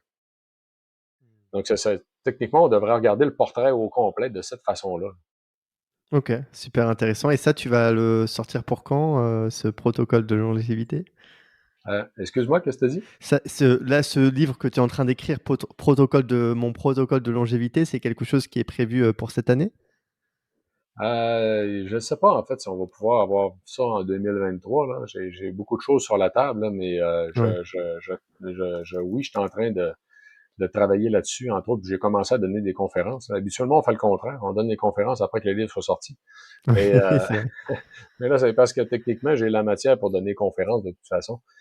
Ça fait que, mais je veux sortir un livre oui, sur le sujet qui va donner, qui va permettre aux gens d'avoir une espèce de processus à suivre pour mettre tout ça en application. Mmh. Considérer toutes les habitudes de vie, considérer toute la chronobiologie, en fait, dans la mise en application, puis par la suite, à regarder qu'est-ce qu'on peut faire. Parce que oui, je crois très fortement que les suppléments peuvent avoir un très, très gros impact, en fait, parce qu'il y a certaines molécules naturelles qui peuvent aider beaucoup, en fait, entre autres des agents gérosuppresseurs. Là, il faut savoir qu'il y a des molécules qui ont des impacts sur le vieillissement. La grande majorité de ce que vous allez trouver sont des agents géroprotecteurs et non pas des gérosuppresseurs. Des molécules qui vont ralentir, réduire, mettons, l'incidence d'une maladie donnée ou réduire les risques de maladies cardiovasculaires, mais sans nécessairement ralentir le vieillissement. On va appeler ça un géroprotecteur et non pas un Mmh. gérosuppresseur. Pour ralentir le Mmh. processus du vieillissement, ça prend vraiment un impact sur des voies métaboliques en particulier. Il y a quand même très peu de molécules qui sont capables d'avoir un impact significatif. Donc, OK. mais pour différencier tout ça, en fait, puis faire des recommandations, un géroprotecteur qui est très bien connu en passant aussi, qui a un lien avec la chronobiologie, c'est la mélatonine. La mélatonine est déjà catégorisée d'agent géroprotecteur, non pas gérosuppresseur. Il ne va pas ralentir le processus du vieillissement, mais elle va protéger de tout un paquet d'anomalies ou de déficiences qui pourraient apparaître dans un processus de vieillissement, entre autres à cause de son impact dans la chronobiologie, puis dans tous les mécanismes attachés justement à la réparation des cellules. Mmh. OK. J'ai entendu dire aussi que les télomères jouaient un rôle primordial dans la longévité. Est-ce que ça te parle, et qu'est-ce que tu en penses? Est-ce qu'on peut agir dessus pour ralentir le vieillissement Attends un aussi? peu, peux-tu me redire ta question un petit peu plus fort, s'il te Oui, plaît? est-ce que tu as déjà entendu parler des télomères? Ah, oui, Et j'ai cru comprendre que les télomères, ça jouait aussi un rôle primordial dans la longévité. Bah, je voulais savoir ce que tu en pensais. Est-ce que c'est quelque chose de préconisé d'agir dessus pour ralentir aussi le vieillissement? en fait, un rôle crucial, tu as peut-être raison, mais c'est un indicateur de la durée de vie utile des cellules, les télomères. C'est pas un Mmh. effecteur. En fait. Puis je D'accord. vais m'expliquer, tu vas comprendre. Là. Ça sert à rien de chercher à rallonger le télomère. Si vous voyez des compagnies qui vendent des produits pour rallonger le télomère, honnêtement, ils savent pas ce qu'ils font. Parce que s'il fallait que ça fonctionne vraiment, ce qu'ils vendent, ils augmenteraient terriblement l'incidence du cancer. Ah Parce oui. que les télomères, en fait, comme indicateur de la qualité de vie, de la durée de vie utile des cellules, ou indicateur, on va dire c'est ça, de la durée de vie utile des cellules, quand un télomère devient trop court, en fait, la cellule va être brisée, tout simplement, elle va être éliminée pour éviter qu'elle se dérègle et qu'elle devienne une cellule cancéreuse. C'est une façon, en fait, les télomères, de garder un œil attentif au fonctionnement cellulaire, puis d'être capable d'identifier les cellules qui ont un mauvais fonctionnement. Fait que tout ce qui va améliorer le fonctionnement cellulaire ou la santé en tant que telle des cellules va rallonger les télomères du même coup. Fait que la réduction du stress rallonge les télomères, l'activité physique rallonge les télomères, la prise d'oméga 3 rallonge les télomères. Pourquoi? Parce que les cellules sont plus en santé, tout simplement. Mais si Mmh. on rallonge artificiellement les télomères en agissant sur la télomérase, on va se ramasser avec des télomères plus longs que la vraie valeur de durée de vie utile des cellules. Puis là, tu vas avoir des cellules qui vont devenir cancéreuses parce qu'ils n'auront pas été identifiées comme étant des cellules qui devraient être détruites. Ils vont Mmh. passer sous le radar des systèmes de détection. Et ça, c'est clairement démontré maintenant parce que chez l'humain, on a malheureusement, tantôt j'ai parlé de génétique, là, euh, il y a quand même des éléments génétiques qui vont favoriser un vieillissement en santé ou qui vont défavoriser un vieillissement en santé. On n'en connaît pas beaucoup qui sont positifs, qui ont un impact significatif, peu importe la culture de la personne, mais il y en a. Entre autres, le gène relié à FOXO. Si vous regardez FOXO3, vous allez trouver, en fait, là, il y a des mutations génétiques reliées à FOXO qui vont augmenter, je pense, d'un facteur 10 vos chances de devenir centenaire. Fait qu'il y en a des Ah oui. chanceux qui vont gagner à l'auto. Il y en a d'autres qui vont perdre, par exemple, parce que si on parle, par exemple, de la POA4, qui augmente terriblement les risques de maladies cardiovasculaires ou encore les risques d'Alzheimer, de démence, ben là, les malchanceux qui ont la POA4, ils ont des gros risques. Ceci étant dit, il y a des facteurs génétiques qui vont faire en sorte que des gens qui vont garder des télomères beaucoup plus longs toute leur vie. Donc, si l'hypothèse se tiendrait de l'idée de rallonger les télomères sur une bonne idée, ces gens-là seraient automatiquement des centenaires. Mais non, ces gens-là vont tous mourir prématurément, en fait, de cancer. Je pense que c'est 8 fois plus élevé l'incidence du cancer chez ces gens-là, dû au Ah fait oui. qu'ils ont des télomères plus longs. Mais le 8, je suis pas sûr, mais c'est un niveau vraiment très, très, très plus élevé, en fait, que la moyenne de la population, dû au fait, justement, que la longueur des télomères sert aussi à identifier les cellules qui doivent être remplacées. Mmh. OK, Donc, donc c'est pas c'est une un bonne mauvais idée. c'est pas une bonne idée du tout parce que c'est vrai que j'étais tombé sur un moment sur 2 ou 3 sites qui proposaient de prendre des compléments qui permettaient de rallonger les télomères ou je sais pas quoi, mais c'est pas le ce que Non, je ben, comprends, si c'est ça marchait pour de vrai, ça augmenterait le risque de cancer, puis ça serait c'est vraiment pas des bons produits. Fait que forcément, ça marche pas. Mais ça envoie un autre message aussi. Ça veut dire que la compagnie qui vend ça, elle sait pas ouais. exactement ce qu'elle vend, ou elle comprend pas vraiment le processus du vieillissement. Fait que c'est sûr Mmh. que dans le domaine du vieillissement, il faut faire un peu attention parce que il y a beaucoup de gens qui vont en parler, il y a plein de gens qui vont répéter n'importe quoi, mais qui comprend vraiment, qui le sait vraiment, qui est vraiment suffisamment connaissant pour éviter de dire des affaires qui sont juste de répéter en fait des espoirs. Ou, tu sais, je peux t'en donner plein des exemples. En biologie, souvent, on pense que qu'en corrigeant une facette qu'on voit se détériorer en vieillissant, qu'on va garder un organisme plus jeune plus longtemps. Ça fait du sens de réfléchir de même, en fait, puis de regarder qu'est-ce qui se passe. On va essayer de garder tous les paramètres comme une personne plus jeune. On va t'en donner un, l'IGF-1. L'IGF-1 va baisser de 80 à peu près en vieillissant. C'est ce qu'on appelle l'insuline growth factor 1, qui est techniquement, en fait, là, c'est relié à l'hormone de croissance. C'est un facteur de croissance humain très, très important relié au développement. Donc, depuis tantôt, je vous explique en fait qu'on va vieillir à la vitesse qu'on se développe. Donc, tout ce qui régule le vieillissement, la croissance va réguler aussi le vieillissement. Il y a des gens dans la population qui maintiennent le niveau de GF1 va baisser d'un facteur de 80 à peu près en vieillissant. Les gens qui maintiennent un niveau élevé en tant que tel, comme une personne plus jeune, eux autres aussi ont un niveau d'incidence de cancer beaucoup plus élevé que la moyenne de la population. Mmh. Donc, c'est normal que l'IGF-1 baisse, puis il faut qu'elle baisse. Tous les centenaires, sans aucune exception, ont des niveaux d'IGF-1 relativement bas et des niveaux d'insuline aussi en circulation sanguine relativement basses en tant que tel. Donc c'est pas vrai non plus d'un point de vue biologique. On peut tout simplement regarder comment on vieillit et essayer de garder les paramètres comme ils étaient quand on était plus jeune, puis se dire que ça va avoir un impact sur la longévité. C'est pas vrai, ça. C'est de la pensée Ah oui. magique. Ouais. Ouais, c'est ce que j'allais te demander. Est-ce qu'on peut calquer un peu les indicateurs qu'ont des personnes qui sont jeunes, 20-25 ans, et peut-être les appliquer quand on est plus âgé, comme ça on se retrouve un peu plus ou moins. Non, non, pas En du fait. tout. Non, non, pas Ok. du tout. Puis en fait, tu sais, il faut comprendre que on a beaucoup de recommandations, même en santé humaine, qui s'appliquent pour des jeunes personnes, des gens en croissance, comme t'en dire un, là, le fait que le déjeuner est le repas le plus important de la journée. Ben, pour un enfant de 8 ans, c'est vrai. Pour un adulte de 50 ans, ça ne l'est plus. À moins que tu considères que déjeuner, en fait, c'est le premier repas après la fin du jeûne qui peut peut-être avoir lieu à 18 heures le soir. Tu sais. Hmm. Parce que tu Ah peux oui. peut-être faire du jeûne intermittent puis rien manger de la journée. Mais c'est pas vrai que de manger le matin est important. Ça, c'est complètement pas vrai. Ok. Pour une Ça personne dépend. adulte, genre de 50 ans, c'est pas vrai. Fait que les recommandations qu'on a qui sont applicables pour des gens jeunes devraient être complètement modifiées pour les gens vieillissants pour essayer de tenir compte, justement, de toutes les connaissances qu'on a en lien avec le vieillissement. Je vais t'en donner un autre intéressant. Euh, c'est sûr que tu prends un adolescent de 16 ans, 6 pieds 5, il joue au football, sa consommation de protéines, probablement qu'il va falloir qu'elle soit gigantesque, énorme, en fait, pour réussir à maintenir les besoins de son organisme. Si tu maintiens la même consommation de protéines dans une personne vieillissante, elle va mourir plus vite. J'en suis convaincu. Il n'y a aucun doute là-dessus. Parce que l'organisme humain mesure ta capacité de croissance et de développement est mesurée sur l'apport en protéines puis l'apport en sucre.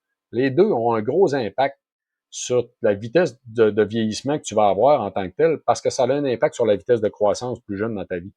Fait qu'en Hmm. vieillissant, c'est vrai qu'il faut faire attention à l'apport en protéines, il faut faire attention à comment on fait l'apport en protéines. L'apport en protéines, en fait, dans la journée, devrait toujours être réservé au repas qui va suivre l'exercice physique. Tout le temps, tout le temps, tout le temps. Parce que Hmm. l'apport en protéines a un impact, oui, pour conserver notre masse musculaire, mais elle a un impact négatif aussi sur notre longévité en tant que telle. Fait que c'est Ah comme oui. un mal Ok. nécessaire. On est obligé d'en manger, puis il faudrait faire attention à quand on en mange pour que quand on en mange, il soit utilisé pour maintenir la masse musculaire. Donc, il faut en manger dans les repas qui vont suivre l'entraînement. Hmm. Ah, c'est intéressant ça, j'avais pas entendu, je pense. Donc c'est important de manger des protéines quand on va faire du sport et si on n'est pas actif et manger que des protéines tout le temps, c'est pas forcément bon pour la santé. Ah, c'est intéressant, on pourrait creuser dans chacun de ces sujets-là. Oui, Euh, effectivement, on pourrait pousser chacun des sujets. En fait, ah ça ouais. va me faire plaisir. Si on veut regarder à un moment donné des recommandations en lien avec la longévité sur les quatre aspects en question. Ouais, ouais, ouais, complètement. Heu, mais du coup, est-ce que ce serait idéal de se dire, à 80 ans, 90 ans, avoir une énergie d'une personne qui a 30-40 ans? De ce que j'ai compris, plus ou moins, mais il y a quand même des limites. On peut il y a enfin, c'est quoi les limites, aujourd'hui un peu de tout C'est une ça? bonne question. Je ne sais pas jusqu'où on peut vraiment se rendre dans l'amélioration. Tu sais, ce qu'on a connu au cours des dernières années, chez l'humain, c'est une augmentation de l'espérance de vie moyenne. Tu sais, quand on suit une courbe d'une population, là, t'as toujours une courbe qui fait une espèce de forme comme celle-là, là. Ah Où ce oui. que, donc, au début, on n'a pas de mortalité ou très peu de mortalité, disons jusqu'à 35 ans. Et là, on commence à avoir de la mortalité, en fait, qui décède. Puis on arrive à un âge avancé, mettons, à 80, 90 ans, où on a une très faible partie de la population. Ce qui s'est passé depuis les 200 dernières années, c'est un redressement en tant que tel de la courbe. Parce qu'il y a 200 ans environ, on avait une espérance de vie moyenne d'à peu près 35 ans. Écoute, quand on pense à ça, c'est capoté, là. Je veux dire, je pense qu'avant 1950, en France, c'est un enfant sur deux qui mourait avant l'âge de 10 ans. Il y avait beaucoup de mortalité infantile, ça fait que ça affectait finalement l'espérance de vie moyenne. Aujourd'hui, un enfant, ils vont tous vivre jusqu'à au moins 40, 45 ans, généralement. C'est quand même rare qu'on a des gens qui meurent avant ça. Fait que l'espérance de vie moyenne, en fait, c'est redressé. L'espérance de vie maximale n'a pas vraiment augmenté, elle, en tant que telle. Ça fait on sait, en fait, là, il suffit de regarder, disons, il y a 30, 40 ans, pour faire le lien avec ta question, là. Euh, Quand moi, j'étais jeune, je m'en rappelle très bien, là, une personne qui avait 55 ans, dans ma tête à moi, elle était vieille déjà. Je la regardais, en fait, Oui. puis je me disais, mon Dieu, tu sais, elle a déjà perdu en capacité, elle est déjà moins capable, pas mal moins capable qu'avant. Aujourd'hui, moi-même, là, j'ai un monsieur que je connais qui fait 30 kilomètres en vélo par jour, qui a 70 ans. Lui, il a des plus grandes capacités que la personne que moi j'avais dans ma tête à l'époque, qui a 50-55 ans. Avec notre vision déjà d'une personne qui vieillit est déjà très différente de par le passé. Je dis pas que c'est tout le monde, là. C'est juste qu'on sait qu'on est capable déjà d'arriver à un âge avancé avec des capacités beaucoup meilleures que ce qu'on s'attendait. Puis ces gens-là, de facto aussi, là, si on remplirait une salle avec des gens juste dans l'apparence, jugés en fait, de leur état de santé juste par l'apparence, on serait capable de différencier ceux-là qui sont en train de bien vieillir puis qui sont encore actifs, qui ont des bonnes habitudes de vie à l'œil. Parce que c'est Mmh. visible. Ils ont de l'air pas mal moins vieux que ce qu'on voyait auparavant en tant que tel. Fait que, qu'est-ce qui va se passer dans les 20 prochaines années, en fait, puis à quel point on va être capable d'augmenter ça encore, pour faire un lien avec ta question? Je pense pas jamais qu'on va arriver à un âge de 80 ans avec la capacité d'une personne de 40 ans. Honnêtement, je ne le crois pas. Moi, je le vois, là, à mon âge, j'ai 47 ans, là, actuellement, en passant. J'ai encore une très grande capacité physique. Je fais des sprints de 500 mètres. Je me trouve épatant. J'ai hâte de voir à quel point je suis capable d'amener ça loin dans ma vie. Mais mon objectif à moi, c'est exactement ça. C'est de voir jusqu'à quel point, en fait, je vais être capable d'amener ça loin, puis de voir à quel point de maintenir tout ça, en fait, puis en mettant toutes les chances de mon côté. Là, c'est ce que j'essaye de faire. Mais honnêtement, on n'a Mmh. pas la donnée, on n'a pas l'information, mais c'est vrai que la capacité à baisse. Parce qu'aujourd'hui, même si je voudrais pas m'en rendre compte, je me rends quand même compte que j'ai plus la capacité que j'avais à 20-30 ans, là, c'est clair. Même si Ouais, j'ai encore une très grande capacité. ouais. OK, ouais, ton objectif, ce serait d'arriver à 100 ans et être capable de faire un sprint, heu, comme maintenant, ce serait un super objectif pour toi? Ouais, ouais, ben en fait, vous aviez un Français qui est mort pendant la pandémie, malheureusement. Là, je sais pas, il est décédé de quoi. En fait, Robert, comment il s'appelait? Son nom de famille Je m'échappe, là. Mais qui est arrivé à 105 ans, en fait, où il faisait encore du vélo, là, justement quelque chose comme 30 kilomètres par jour. Là. Il battait des records à toutes les années parce qu'il n'y a jamais personne qui s'était rendu à son âge aussi avancé avec les capacités qu'il avait. Donc, ça se peut, ça se fait. Puis ce qu'on sait même aujourd'hui, tantôt je t'ai pas donné l'exemple, là, mais euh, en conférence, quand je donnais l'exemple justement de ce cycliste-là en particulier, qui est un Français, là, les gens, ils se disaient automatiquement, oui, mais lui, il l'a fait toute sa vie. Ouais, c'est vrai, ça. C'est vrai qu'il l'a fait toute sa vie. Mais si vous regardez sur Internet, vous allez trouver aussi une dame de l'Afrique du Sud qui s'appelle Dieter Larkin, qui a commencé à faire de la course à pied à 78 ans. Ah oui. Elle avait déjà à l'époque un diagnostic d'ostéoporose. Fait qu'en plus, probablement qu'il y a plein de gens qui auraient dit, c'est pas une bonne idée, tu vas te casser quelque chose. La dame, en fait, 10 ans plus tard, en 96, avait 500 médailles de gagnées à l'échelle Non. internationale. Elle faisait en grande majorité des demi-marathons, mais elle s'est passionnée pour la course à pied. Elle n'avait jamais fait de sa vie. Elle raconte qu'elle était tellement mauvaise quand elle a commencé. Elle a commencé à faire de la course parce que son fils a recommencé à vivre avec elle quand elle avait 78 ans. Des choses qui peuvent arriver. Et pour passer du temps avec son fils, elle s'est dit qu'elle allait courir avec. Mais elle raconte qu'elle était tellement mauvaise qu'elle n'était pas capable de courir jusqu'au coin de la rue. Fait qu'au début, là, il fallait qu'elle court quelque part, qu'elle marche un peu, qu'elle court quelque part. Imaginez de où elle est partie. Elle est partie terriblement loin pour une dame qui a fini par faire des demi-marathons à un âge de 80, 88, 90 ans, là. C'est Incroyable, épatant. Mais ça veut dire qu'on incroyable. peut y arriver encore, justement, puis on peut améliorer terriblement nos conditions puis nos capacités, même à un âge très avancé. Ouais. C'est vraiment une question de croyance parce que je quand je parce que j'entends parler autour de moi certaines personnes qui disent: «Ouais, mais de toute façon à 50 ans, ça y est, c'est le déclin, je suis plus comme avant, j'ai plus la même énergie qu'avant» et cetera et on sent que c'est un état d'esprit qui est pas très positif et dans ce que tu dis et moi je suis de plus en plus convaincu à travers notre discussion et d'autres que j'ai eues auparavant, c'est que c'est une affaire d'état d'esprit et en fait quand on le veut, on peut toujours, être dans la progression et dans l'évolution ou en tout cas, faire en sorte de continuer à faire des choses, de progresser et c'est pas parce qu'on a des contraintes ou des choses qui sont, que des conditions de vie qui sont pas tout le temps faciles qu'on peut ne rien faire, finalement En fait, il et faudrait, si on était capable, honnêtement, il faudrait être capable d'appliquer le phénomène du thon. Puis je vais vous expliquer, le thon, pas le poisson, en fait, l'insecte. Je vais vous expliquer pourquoi je dis ça. C'est que en biologie, on apprend généralement, en fait, que que les gens que les gens de la physique, en fait, là, du côté des sciences, en étudiant, en fait, la taille du thon avec la grosseur de ses ailes, on conclut que techniquement, il serait pas supposé être capable de voler. Parce que les ailes sont pas suffisamment grandes pour permettre de faire voler un aussi gros insecte.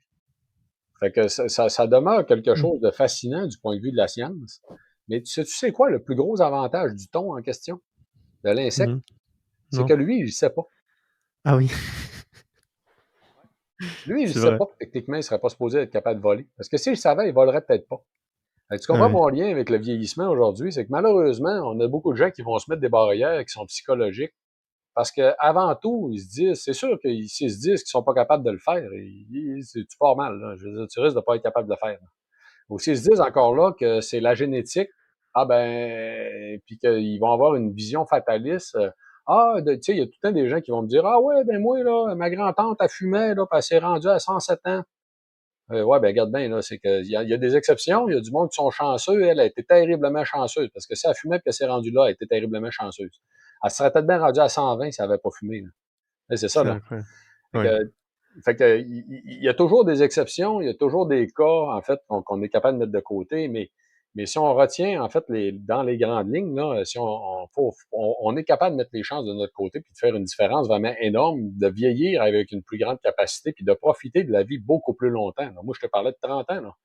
30 ans de différence, arriver à 90 ans avec la capacité d'une personne de 60 ans, regarde, c'est génial, là. Je veux dire, on peut encore voyager, hein, on peut aller, on peut, comme je l'ai dit, jouer avec les petits-enfants à quatre pattes, on peut continuer à faire de la course à pied. Écoute, c'est phénoménal, là. Ah non, c'est génial et puis ce que j'aime bien aussi penser, c'est que c'est aussi, on aide les autres en étant aussi en bonne santé, en étant plein d'énergie. Parce que, bah, finalement, quand on tombe malade, quand on vieillit mal et cetera, bah, finalement, on devient quelque part un poids aussi pour les autres, un poids et bah, ça n'aide pas forcément parce que ça induit des inquiétudes, ça c'est du temps, de l'énergie et voilà tout ça et c'est pas forcément bon. Alors que si on prend soin de soi, c'est pour soi, mais aussi pour les autres et ça permet vraiment de maintenir une bonne énergie et un bon état d'esprit, pour enfin voilà, pour bien vieillir et être bien aussi avec les autres et ça, je trouve ça intéressant aussi. Ouais, ben, on peut avoir tous et chacun nos raisons, hein, à quelque part. Moi, j'ai dit souvent, en fait, une des pensées que moi je trouve la plus puissante ou une des choses qu'on peut dire que je trouve la plus puissante, c'est de dire à des gens qui sont proches de nous, je vais je vais toujours être là pour toi.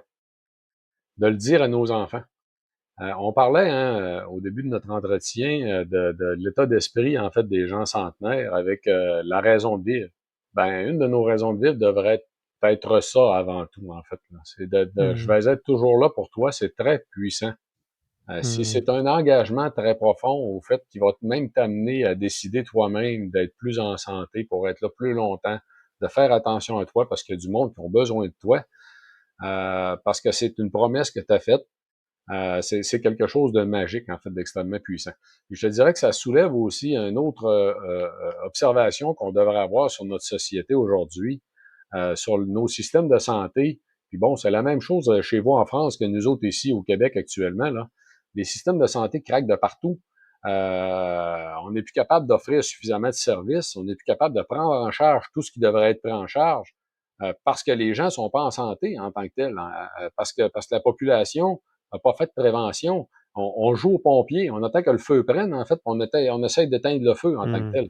Ben, comme Ouais. société, c'est évident aussi que si on avait un engagement de la population à bien vieillir, à rester en santé plus longtemps, on aurait une structure de société qui serait totalement différente. On aurait de l'argent à investir en prévention, de l'argent à investir dans de l'aménagement même pour permettre un meilleur environnement de vie, permettre aux gens d'être plus actifs, en fait, dans la vie de tous les jours, de mieux manger, d'avoir accès à des aliments de plus grande qualité.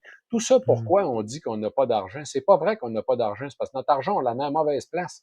On la met à éteindre des feux, des feux qui se sont allumés parce qu'on passe notre temps à dire aux gens, non, non, installe pas de détecteur de fumée, on va construire plus de casernes de pompiers. Je veux dire, comme société, c'est exactement ça qu'on fait, malheureusement. Là. Ouais. Ouais. Puis ça fait complètement pas de sens. Je veux dire, à un moment donné, d'un point de vue scientifique, ça va prendre une espèce de réflexion philosophique comme population, comme culture, où on va se dire, on va arrêter d'investir tous nos efforts dans des gens qui veulent pas rester en santé en tant que tel. On va les accompagner puis le redonner la capacité de s'occuper d'eux-mêmes puis de reprendre en charge leur santé. Mmh. C'est sûr que si les gens sont fondamentalement convaincus qu'ils peuvent rien y faire, que c'est génétique, que de toute façon, ils vont finir par être malades, que, tu sais, s'ils sont pas assez éduqués sur la chose, qu'on les a pas donné les informations, les vraies statistiques, on les outille pas à être capables d'avoir les vraies raisons qu'ils devraient avoir en main, qui vont les motiver justement à garder leur santé, Mmh. garder leur contrôle sur leur santé en tant que tel. Ouais. Ah, je suis totalement d'accord avec toi et c'est une réflexion que je me suis posée, c'est, bah, pourquoi finalement on fait pas ça au niveau de l'État? Pourquoi on n'enseigne pas tout ça? Pourquoi on n'est pas dans cet état d'esprit? Parce que ça servirait autant pour t enfin on perd il y aurait beaucoup moins d'argent de perdu et surtout ça servirait, en fait à tout le monde, en fait, à l'échelle de l'individu, mais aussi à l'échelle, de la société. Et c'est vrai que je me suis toujours posé cette question, pourquoi, on est toujours, comme tu dis, on est dans la guérison, le pompier qui vient éteindre le feu et pas dans la prévention et justement dans l'éducation de tout ça parce que, bah, ça pourrait servir à tout le monde finalement. C'est Ben, tu sais, moi, j'ai un mentor dans le passé qui me dit quelque chose que j'ai toujours retenu. En fait, il me dit, marche pas dans une direction où tu veux pas aller. Et comme société, ce qu'on a fait malheureusement, en fait, c'est que notre, notre capacité diagnostique a fini par nous amener en fait à un fonctionnement en santé qui est uniquement basé sur le diagnostic et le traitement de ce qui va être jugé anormal en ligne avec des lignes directrices. Autrement dit, c'est comme si on avait des pointillés en fait en santé humaine, que quand quelqu'un traverse le pointillé, là on a une panoplie de possibilités à lui offrir en fait euh, pour traiter le symptôme en tant que tel ou améliorer sa qualité de vie, pas nécessairement rétablir la santé. À partir de ce lien-là, là, c'est comme si il n'y a jamais rien qui est fait pour éviter que tu atteignes le pointillé en question, parce que tout notre système de santé est basé sur le diagnostic. On ne diagnostique pas le fait d'être sur une pente descendante où ta santé se détériore tranquillement. On n'a pas de ligne directrice pour ça, on n'a pas de pointillé non plus. On est rendu en fait à évaluer, il y a une étude qui a été publiée en 2019 qui soulignait qu'on avait 88% des Nord-Américains qui sont en mauvaise santé métabolique. Mais techniquement, ces gens-là, ça veut dire qu'il y a rien que 12% de la population qui sont en bonne santé métabolique. Écoute, la santé mmh, métabolique, c'est central là, dans le fonctionnement de l'être humain. Si on a 88% des gens qui sont en mauvaise santé métabolique, malheureusement, c'est drôle ce que je vais dire là, ne sont pas nécessairement malades. Pas encore. Ils vont l'être, par exemple. Ils vont l'être soit de cancer, soit de crise cardiaque, soit de diabète de type 2, soit de dégénérescence nerveuse. Ils vont avoir des maladies graves, importantes, qu'on juge être des maladies chroniques qui pourraient être prévenues. Puis ils sont sur une pente descendante avec la lumière allumée, là, rouge, avec le petit flag, là. Hey, moi, là, je m'en vais mmh, vers la mort à vitesse grand V. Puis il n'y a personne qui le dit parce qu'on n'a pas le moyen, en fait, de spotter ça avant que ça arrive. On n'a pas d'outils diagnostiques pour dire aux gens, ben toi, sais-tu, euh, t'es pas encore malade, mais t'es pas en santé non plus. Et c'est ça qu'il mmh. faudrait être en mesure de faire. Fait que, entre autres, j'anime, je ne l'ai pas dit au début aussi, mais j'anime une émission de télévision qui s'appelle La santé autrement, que vous pouvez trouver aussi sur YouTube. En passant, je vous invite à la regarder, là, La santé autrement, qui est une émission en santé intégrative, dans laquelle, à un moment donné, j'ai montré une image que j'ai faite pour imager, en fait, ce que l'on fait aujourd'hui au niveau de la santé. Mmh. C'est qu'on va considérer la santé quand on parle de maladie. On va considérer la santé à partir du moment où il apparaît un symptôme, ou encore qu'on diagnostique la maladie, ou encore que les gens sont très malades, en fait, ou vont décéder. Là. C'est comme les trois Mmh. derniers points où la qualité de vie est la plus affectée. Mais avant ça, on pourrait établir 4 ou 5 points différents, là, qui seraient, entre autres, comme par exemple, euh, le fait d'avoir des carences alimentaires, des carences nutritionnelles, le fait de mal s'alimenter, d'avoir un mauvais environnement de vie, euh, le fait d'être en santé, tu peux avoir être en santé, puis tu peux avoir un point au-dessus, en fait, qui est le fait d'optimiser la santé. On n'en parle jamais en tant que tel, mais ce qu'on devrait viser pour une longévité en santé, c'est d'optimiser en fonction de nos conditions de tous et chacun. Et là, ça sera pas, en fait, ce qu'on appelle en très bon chinois, un, un- comment on dit ça habituellement? En fait, quelque chose qui convient à tout le monde, là. One Mmh. size fit all. Hein? Ouais. Donc, ça ne sera pas quelque chose qui va convenir à tout le monde. C'est quelque chose qu'on doit ajuster à chacun. Je vais te donner un exemple de ça en tant que tel. On sait aujourd'hui, on peut être testé, en fait, pour savoir si on est des porteurs de la peau A4. J'en ai parlé tantôt, en fait. Hein. Dans les facteurs négatifs, vraiment très importants, qui ont une grosse importance sur la longévité, la peau A4 en est un. Probablement, en fait, là, on a des hypothèses actuellement qui montrent que l'augmentation de risque d'Alzheimer, quelqu'un qui a un allèle de la peau A4, OK, c'est une mutation génétique, là. On a deux copies de chacun des gènes. Hein. Ça fait que si tu en as une copie de la peau A4, tu as 3 fois plus de chances d'avoir l'Alzheimer. Si tu as les deux copies, tu as 10 à 11 fois plus de Ah oui. chances d'avoir l'Alzheimer. C'est énorme. Waouh. Alors, on a une hypothèse actuellement, en fait, qui tend à démontrer, qui suppose, en fait, que ces gens-là, si on leur faisait prendre des très grosses quantités d'oméga 3 toute leur vie, c'est possible de ramener le risque à la normale. Parce que le risque au niveau de la dégénérescence nerveuse serait probablement causé par un mauvais transport des oméga 3 au niveau du cerveau, parce que la peau a 4 codes pour des transporteurs lipidiques sanguins.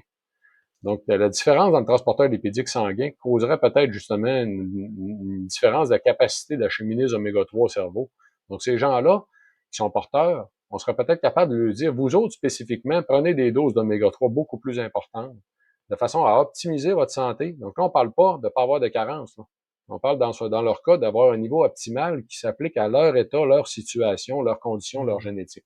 On pourrait, Ouais. de cette façon-là, identifier beaucoup de facteurs qui Mmh. changerait complètement notre façon de voir la santé, puisque là, on regarderait la santé réellement et non pas la maladie.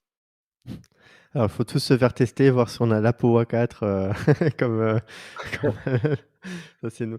Mais je suis totalement d'accord et c'est d'ailleurs j'ai fait, quelques épisodes sur la médecine fonctionnelle personnalisée, justement comment avoir une médecine qui soit adaptée et personnelle à chacun parce que finalement ce qui va fonctionner pour l'un ne va pas forcément, fonctionner pour l'autre et que c'est important d'avoir vraiment un traitement, adapté et en fonction de ce que l'on a vraiment. Et donc, ça, je suis convaincu et je pense que c'est vraiment la médecine du futur. En tout cas, c'est ce qu'elle devrait être. Je l'espère, c'est avoir une médecine qui soit personnalisée à chacun. Et Oui, oui, ça, oui, tout à c'est fait, vrai que c'est effectivement. important. Ouais. C'est intéressant comme considération. J'imagine qu'un jour, on va y venir, mais actuellement, le système n'est pas fait comme ça pendant tout. C'est que là, on a encore un système qui repose sur le diagnostic. Tant que le système va reposer sur le diagnostic puis l'identification de la maladie, on parle pas de santé, on parle pas d'optimisation de la santé, on est loin de ça. On parle pas de prévention, de réelle prévention. Ouais. La réelle prévention, c'est pas d'être capable de détecter plus tôt une maladie. C'est pas ça. C'est de l'empêcher réellement. Ouais. Alors, comment, c'est une des questions, c'est parce que j'ai eu quelques questions d'auditeurs. Une des questions, c'était, comment savoir, si on est en santé aujourd'hui? Est-ce qu'il y a une baseline? Est-ce qu'il y a des choses qui permettent de nous dire, de nous donner des indices sur notre état de santé et si on doit faire des choses, par rapport à ça? Parce que tu parlais justement de voilà, par rapport à l'environnement, par rapport à tout ça, et cet auditeur, il se pose la question de, est-ce qu'aujourd'hui, j'ai moyen de savoir, voilà une base, une baseline de mon état de santé. Est-ce qu'il faut que j'aille voir quelqu'un? Il faut que j'aille me faire tester? Ce serait quoi la 1re étape? Ben, écoute, il y a sûrement deux facettes moi, je te dirais peut-être trois, en fait. Il y a probablement trois facettes à répondre à ta question, là. La première, c'est sûr, c'est de poser un jugement honnête sur nos habitudes de vie. Comme étant un très bon indicateur de est-ce que je. Tu sais, c'est sûr que si je mange mal, t'as bien beau te demander si t'es en santé, regarde, la réponse c'est non, tu manges mal. T'es trop sédentaire, tu fais pas assez d'activité physique, mais la réponse c'est non. Tu bouges pas assez. Arrête là. La question, elle devrait s'arrêter là. C'est donc poser un jugement sur nos habitudes de vie, être très honnête. Ça c'est une des facettes.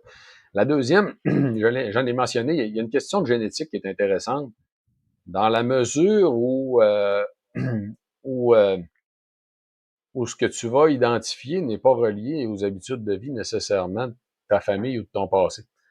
Fait que, tu sais, encore là, on peut regarder qu'est-ce qui est présent dans nos familles, qui peuvent être des talons d'Achille, qui peuvent être nos talons d'Achille personnels, Donc, la POA4 en est un, en fait, pour les gens qui peuvent malheureusement être porteurs, en fait, qui peuvent l'identifier, le faire tester. Il y a d'autres paramètres génétiques. Et quand je disais de faire attention à relier ça aussi à des habitudes de vie, ben, c'est parce que si tu regardes toute ta famille puis tu te dis, ils font tous de la pression artérielle. Ben, est-ce qu'ils sont tous en surpoids puis c'est tous des fumeurs? Si oui, garde, ta pression artérielle, elle vient peut-être de là. Ça veut pas dire que toi, tu vas nécessairement en faire. Tu peux te surveiller et vérifier ces paramètres-là pour voir s'il va apparaître quelque chose. Mais ça ne veut pas dire nécessairement que c'est génétique dans ta famille. Ça peut l'être, par exemple. Suis-les. Si c'est tous des gens qui ont des poids normaux, qui sont relativement actifs, qui mangeaient bien, qui fumaient pas, puis ils sont tous hyper tendus, probablement que tu vas l'être. Fait que c'est sûr que de regarder, en fait, notre famille, ça peut donner une idée, en fait, sur des facettes qui pourraient attirer notre attention pour identifier des lacunes, donc des talons d'Achille. L'autre côté, je te dirais que ultimement, la santé métabolique est tellement importante. Moi, j'en ai parlé tantôt. Ça, on peut savoir si on est en bonne santé métabolique avec la flexibilité en tant que telle. Un bon indicateur de la santé métabolique, c'est ce qu'on appelle la flexibilité métabolique. C'est la capacité de ton corps de réagir rapidement à un changement de la demande énergétique. Puis là, je vais m'expliquer, tu vas comprendre, entre autres. Oui. Là, puis ça se développe soit entre autres par l'activité physique, mais entre autres aussi le jeûne intermittent. L'activité physique intense peut aider aussi justement à l'amélioration du métabolisme. C'est que tu as comme deux niveaux de flexibilité métabolique. La capacité de ton foie à libérer le glycogène très rapidement en est un indicateur. Autrement dit, admettons que tu n'as rien mangé, tu vas faire de l'activité physique. Techniquement, tu ne devrais pas avoir des étourdissements pour un mal à la tête. Personne ne devrait avoir ça. Biologiquement parlant, ça n'a aucun sens. La seule raison pour laquelle ça arrive, c'est qu'il y a des gens que le foie est tellement paresseux qu'il ne va pas libérer en tant que tel les réserves de glycogène si tu vas faire de l'activité physique, parce qu'il n'a jamais eu besoin de le faire. En biologie, là, tous les processus, les outils, tous les modes de fonctionnement cellulaire qui servent à rien disparaissent. Fait que si ton foie n'a jamais besoin de libérer les réserves de glycogène, parce que tu es tout le temps en train de manger, parce que tu as tout le temps, en fait, ta glycémie sanguine est dictée, en fait, par 6 repas par jour, ou 3 repas puis 3 collations, genre, là. Ben, le jour où tu vas faire de l'activité physique puis que tu n'auras pas mangé, il va pas libérer les réserves de glycogène parce qu'il n'a jamais eu besoin de le faire. Il n'y aura plus le réflexe. C'est de la flexibilité métabolique. Mais si tu pousses plus loin la flexibilité métabolique, ton foie, il y a de la réserve de glycogène, en fait, pour, mettons, 70% de sa réserve va passer sur une période de 24 heures si tu manges rien. Ça peut peut-être aller plus vite si tu es très actif, mettons. Et ceci dit, mais que 70% de la réserve d'épuisée, il va envoyer un message à ta masse adipeuse de dire libère des triglycérides en circulation sanguine parce que le foie va être capté puis il va être transformé en cétone pour produire en fait des corps cétoniques qu'on appelle, donc d'où le nom aussi de la diète cétogène, là, comme source d'énergie parce qu'on va garder le glucose pour les cellules qui sont obligées de s'alimenter avec le glucose. Fait que jamais tu vas manquer de glucose en circulation sanguine. C'est juste que plus ça va aller, plus ton niveau de cétone sanguin va monter.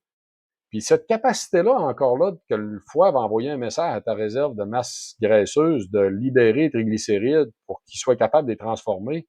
Il y a encore beaucoup de gens qui jamais vont faire ça, en fait, dans leur vie. Ils vont toujours être en mode stockage. On sert du gras, on sert du gras, on sert du gras. Jamais on les ressort.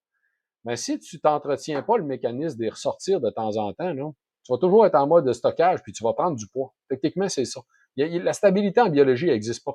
Fait que si tu veux être capable de garder un poids corporel normal puis d'avoir une belle capacité à garder ton poids corporel, il faut que tu entraînes ton corps à être capable d'utiliser les réserves puis à produire justement les corps cétogènes. C'est comme le deuxième niveau de flexibilité métabolique. Fait que techniquement, ce que je suis en train de te dire, c'est que les gens qui, comme moi, en fait, sont capables de rien manger de la journée, puis d'arriver en fin de journée s'entraîner très fortement, sans avoir aucun problème, aucune baisse d'énergie, on sent pas de la différence. Ça démontre une très grande flexibilité métabolique. Parce que ton corps, il répond au corps de tout, en tant que tel. Ouais, c'est Et, intéressant et, et ça. là, ça démontre un très bon niveau de santé, en fait, d'un point de vue métabolique. C'est sûr que la santé, c'est plus que ça, parce que tu pourrais être en bonne santé métabolique et être en mauvaise santé mentale. Mmh. Fait que la santé, c'est un état global en tant que tel. Hein. L'OMS le définit très bien là, comme étant pas juste justement une considération de fonctionnement du corps humain, mais aussi en fait de l'état psychologique. Mmh. Ah oui, ça c'est super intéressant. Je j'avais pas entendu parler de ce concept de santé, métabolique et donc de ce que je comprends, c'est que tu pourrais être en mesure normalement de pas manger toute une journée entière et à la fin de la journée être en mesure de faire du sport, sans avoir vraiment de problème, quoi. Et ça se travaille par des périodes de restriction calorique, par des périodes de jeûne, pour justement entraîner le corps à libérer ce qu'il faut au moment voulu. Donc L'activité physique, consommer moins de glucides, en fait, aussi, parce que malheureusement, on le sait aujourd'hui, là, c'est le mal du siècle en tant que tel. La surconsommation de glucides amène le fait que le corps produit constamment tout le temps de l'insuline à des niveaux quand même assez élevés. L'insuline augmente la durcification des vaisseaux sanguins, des artères, augmente la pression artérielle, amène le corps à stocker du gras continuellement. Puis le stockage du gras augmente l'inflammation systémique légère graduellement, qui, elle, va déstabiliser tout un paquet d'affaires au niveau du métabolisme, puis va laisser apparaître encore plus rapidement la résistance à l'insuline, le développement du diabète de type 2, puis ils vont faire une crise cardiaque et ils vont mourir. C'est cela. Ça- Donc, le techniquement, on raccourci. devrait aussi, outre le fait d'entretenir une bonne flexibilité métabolique, faire attention au niveau de l'alimentation, à réduire aussi l'apport en glucides, puis réduire la fréquence avec laquelle on mange, réduire la période de la journée durant laquelle on s'alimente le plus possible aussi, pour avoir volontairement des périodes la plus longue possible durant lesquelles on produit très peu d'insuline parce qu'on n'en a pas besoin, pour faire baisser tout le temps la résistance à l'insuline, pour avoir des cellules, les cellules vont avoir un très, très bon niveau de fonctionnement d'utilisation du glucose. Nos mitochondries vont être en meilleure santé. Si tu n'es pas continuellement en train de produire justement de l'insuline, parce que tu envoies le message qu'il faut qu'ils rentrent plus de sucre dans les cellules, ils produisent plus de récepteurs. Bon, ça a tout un effet de cascade en tant que tel au niveau de la santé humaine. Fait que ces Mhm. éléments-là sont tout à considérer, c'est extrêmement important. Ok. C'est bah, très, très intéressant. Merci beaucoup pour cette réponse. Euh, je pense qu'on a fait un bon petit tour pour cet épisode-là autour des bases de la longévité. Ce qu'on peut faire, c'est faire un petit récapitulatif de ce qu'on a vu et des choses qu'on pourrait mettre tranquillement en place pour commencer justement à avoir des bonnes bases autour bah, pour mieux vieillir. Après, peut-être dans un autre épisode, si tu as envie, on pourrait aborder beaucoup plus en détail les habitudes que tu as décrites auparavant. En tout cas, si on voulait faire les choses bien, une personne qui voudrait commencer à vieillir bien et en tout cas bien vieillir, ce serait de mettre en place ces cinq habitudes dont tu as parlé auparavant.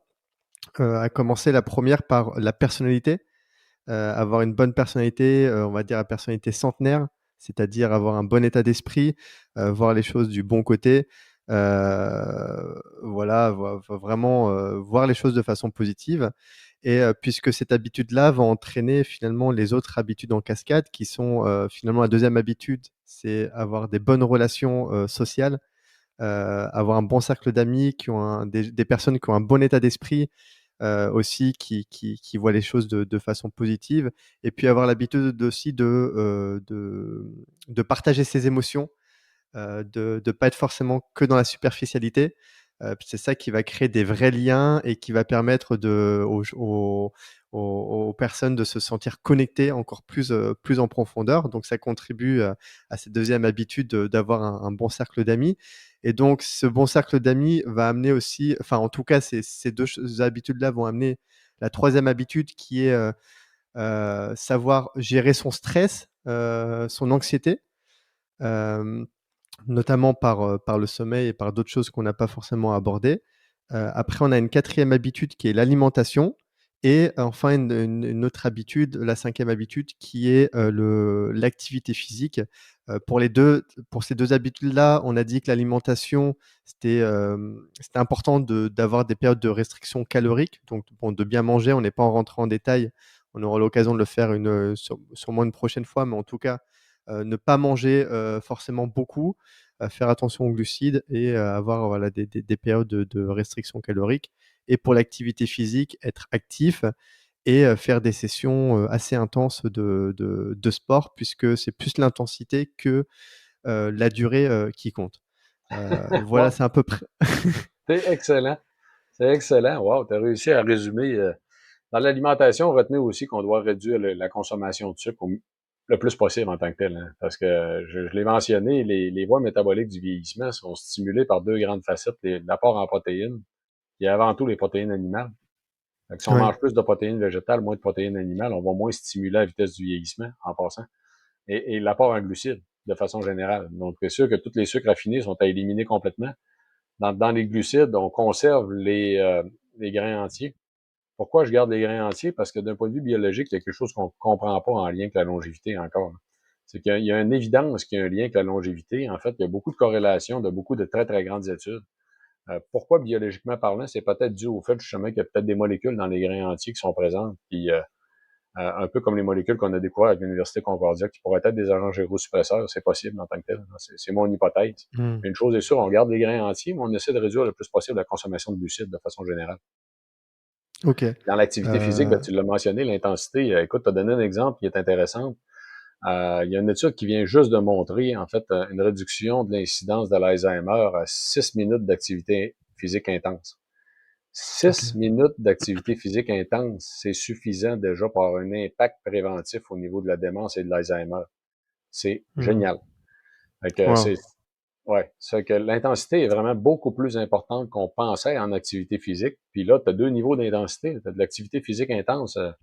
Bon, ça peut être de la course à pied, genre, là, tout ce qui vous amène à avoir de la difficulté à maintenir une conversation. OK? Mais d'un autre côté, si vous êtes capable de vous rendre jusqu'au fait d'être en anaérobie, et là, tu es à la limite de ta capacité. C'est pas obligé d'être long.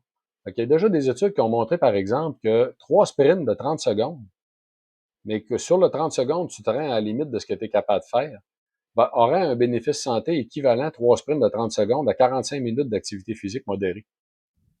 C'est Il y a épatant. plus aucune excuse, hein. Ouais. Il y a plus Et ce qui est aucune excuse intéressant, du temps. Ce qui est intéressant aussi avec ça, c'est que la barre s'éloigne au fur et à mesure que tu t'améliores. C'est que si on prend, par exemple, une personne de 70 ans qui n'était pas très active, c'est sûr que si on lui demande de faire un sprint de 30 secondes, elle va pas courir à la vitesse d'un sprinter olympique. Mais au fur et à mesure qu'elle va s'améliorer, sa propre limite personnelle va augmenter. Elle va courir plus vite pour le même 30 secondes, tranquillement. C'est une belle façon, en fait, de se challenger nous autres mêmes, en fait, de se donner des défis puis de s'améliorer constamment. Et Il y a un est-ce autre que c'est élément peut-être que tu n'as pas ouais. mentionné dans ton wrap-up, là. C'est l'idée dans laquelle on devrait être que la santé, c'est une façon de voyager et non pas un objectif à atteindre. Comme je Ah l'ai oui. dit, toutes ces facettes-là, on devrait constamment les remettre en question puis chercher à améliorer des facettes sur notre façon de vivre. Pour faire Mmh. en sorte que, mec, on arrive à 110 ans, probablement qu'on va regarder en arrière et on va dire, ah, je commence à être pas pire. Oui, c'est vrai que c'est pas un objectif en soi, c'est une façon de vivre De au voyager. quotidien, effectivement. Ouais, c'est quelque chose d'intéressant. Hem, OK, OK, super. Est-ce qu'il y a des compléments que tu recommandes, à prendre, on va dire pour les personnes, lambda, voilà? Est-ce que les compléments devraient être pris seulement après des prises de sang ou il y aurait des compléments qui pourraient être pris, au quotidien sans se poser de questions? Ben, tu parles de l'usage des suppléments en tant que tel. Nous autres, de notre côté de l'Atlantique, on appelle ça des suppléments, non pas des Oui, compléments, hein, supplément, mais oui. euh, ouais, écoute, en fait, il y a beaucoup de facettes. En fait, ça remplacera jamais une saine alimentation, ça c'est très clair, ça va de soi, là. Puis bon, tu sais, je crois aussi que j'en ai créé moi-même. En fait, les gens qui sont intéressés, vous pouvez aller voir sur Internet, vous allez trouver Vitoli, VITOLI. Je crois honnêtement que c'est inévitable en vieillissant, puis je vais te donner des exemples. C'est inévitable en vieillissant pour mettre toutes les chances de notre côté. Si on regarde, par exemple, nous, les hommes, là, hein, à- chez l'homme, en fait, 50% des hommes déjà à l'âge de 50 ans ont de l'inflammation de la prostate. Ça suit à peu près les années. Donc, 60 ans, 60%, 70 ans, 70%. Quand tu arrives à 80 ans, c'est à peu près 90%. Puis il semblerait que l'autre 10%, c'est parce qu'il est asymptomatique. Autrement dit qu'à peu près tous les hommes vont faire de l'inflammation de la prostate en vieillissant. Ben, il existe justement des suppléments comme le palmiénin, entre autres, là, surtout si tu y ajoutes aussi du lycopène, du sélénium, qui vont permettre de réduire l'inflammation de la prostate, puis ils vont permettre, entre autres, d'éviter que les hommes aient se lever 3 fois pendant la nuit pour aller pisser. Ça a de l'air niaiseux, en fait, non, mais là, tu viens d'améliorer la qualité de son sommeil, en plus de réduire ses risques aussi de développer un cancer de la prostate éventuellement. Ben, Mmh. chez l'homme, ça, c'est inévitable. On va passer par là. Puis, on peut pas vraiment faire autre chose. C'est sûr que l'activité physique, maintenir un poids santé, c'est les deux premières facettes les plus importantes de réduire les risques de cancer de la prostate, qui vont réduire aussi les phénomènes inflammatoires. Donc, c'est de mettre les chances de notre côté. Et de notre côté, tu as des gens aussi qui, comme par exemple en vieillissant, euh, Si on parle de molécules, parce que là, je te parle de palmier-nez, vous en mangerez pas du palmier-nez. Le fruit du palmier-nez, ça goûte le savon. Donc, tu peux essayer d'en manger, mais c'est...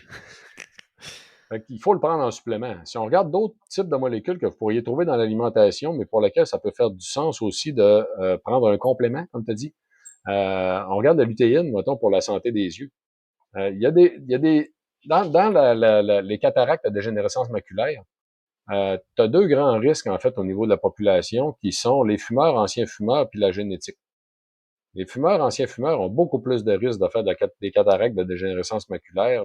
Et l'autre grand risque, c'est la génétique. S'il y en a qui en ont fait dans votre famille, vous êtes très à risque d'en faire. Mais techniquement, on pourrait vous dire, mangez tous les légumes, les fruits jaunes, Oui. ils contiennent toutes de la lutéine. La meilleure source alimentaire de lutéine est possiblement justement le jaune d'œuf. Parce que ça prend de Oui. l'huile pour bien l'assimiler. Dans le jaune d'œuf, vous avez déjà des gras. Le problème, en fait, c'est que si vous êtes à risque de perdre la vision, vous allez vouloir être sûr de prendre la quantité adéquate de lutéine puis être certain de l'absorber. Vous êtes mieux de la prendre en complément. Parce que il n'y a pas vraiment de risque à prendre. Perdre la vision, c'est dramatique.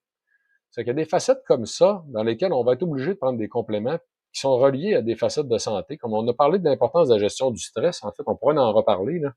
Mais techniquement, il y a des gens qui, comme moi, par exemple, là, malgré, écoute, j'en ai donné des tonnes des conférences sur la gestion du stress, puis je demeure quelqu'un qui a une grande facilité à être stressé ou à être anxieux. C'est physiologique dans mon cas, en fait. J'aurai le plaisir de t'en reparler un jour. Ouais. Mais pour les gens comme moi, on peut, à l'occasion, avoir besoin d'une aide, tout simplement. Même si on a tous nos petits trucs et nos façons de contrer, on peut peut-être avoir à prendre un supplément. Puis si on prend quelque chose comme de la valériane, ben encore là, la valériane, vous trouverez pas ça dans l'alimentation. Si vous en mangez, ça sent le chausson. Puis en plus, les molécules dans la racine de la valériane, on les extrait avec 80% d'éthanol, parce que c'est des molécules qui sont très difficiles à extraire en tant que telles de la racine. Fait que même si vous en faites des tisanes, vous réussirez pas à extraire les molécules comme ils pourraient l'être, en fait, dans un processus de production d'un complément de Mmh. qualité qui va contenir de la valériane. Bon. Ceci étant dit, ça couvre les aspects. Là-dedans, j'ai pas parlé de la douleur, il y en a d'autres, là. Où ce qu'on peut avoir à utiliser des compléments, donc pour des facettes de santé qui nous sont particulières à chacun.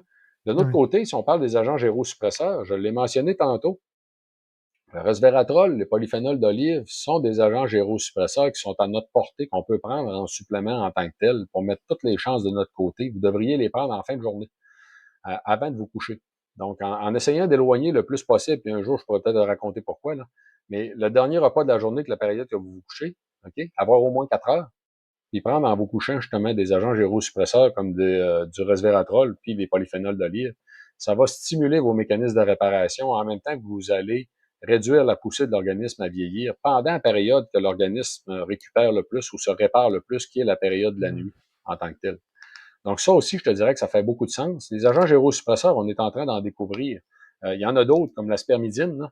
En biologie, on a le drôle de réflexe de donner le nom de la molécule à la place où on l'a identifié. Hein, mais la spermidine, c'est une protéine qui permet la grande longévité des spermatozoïdes, donc vous l'aurez deviné, là. Mais on en retrouve en alimentation humaine, entre autres dans de l'ananas, les capres. Donc, il y a certains aliments. Puis je sais qu'il y a une entreprise européenne, en fait, qui a commencé à en commercialiser en tant que telle. Ça ferait beaucoup de sens de prendre de la spermidine en vieillissant, parce que c'est un modulateur très puissant des mécanismes d'autophagie.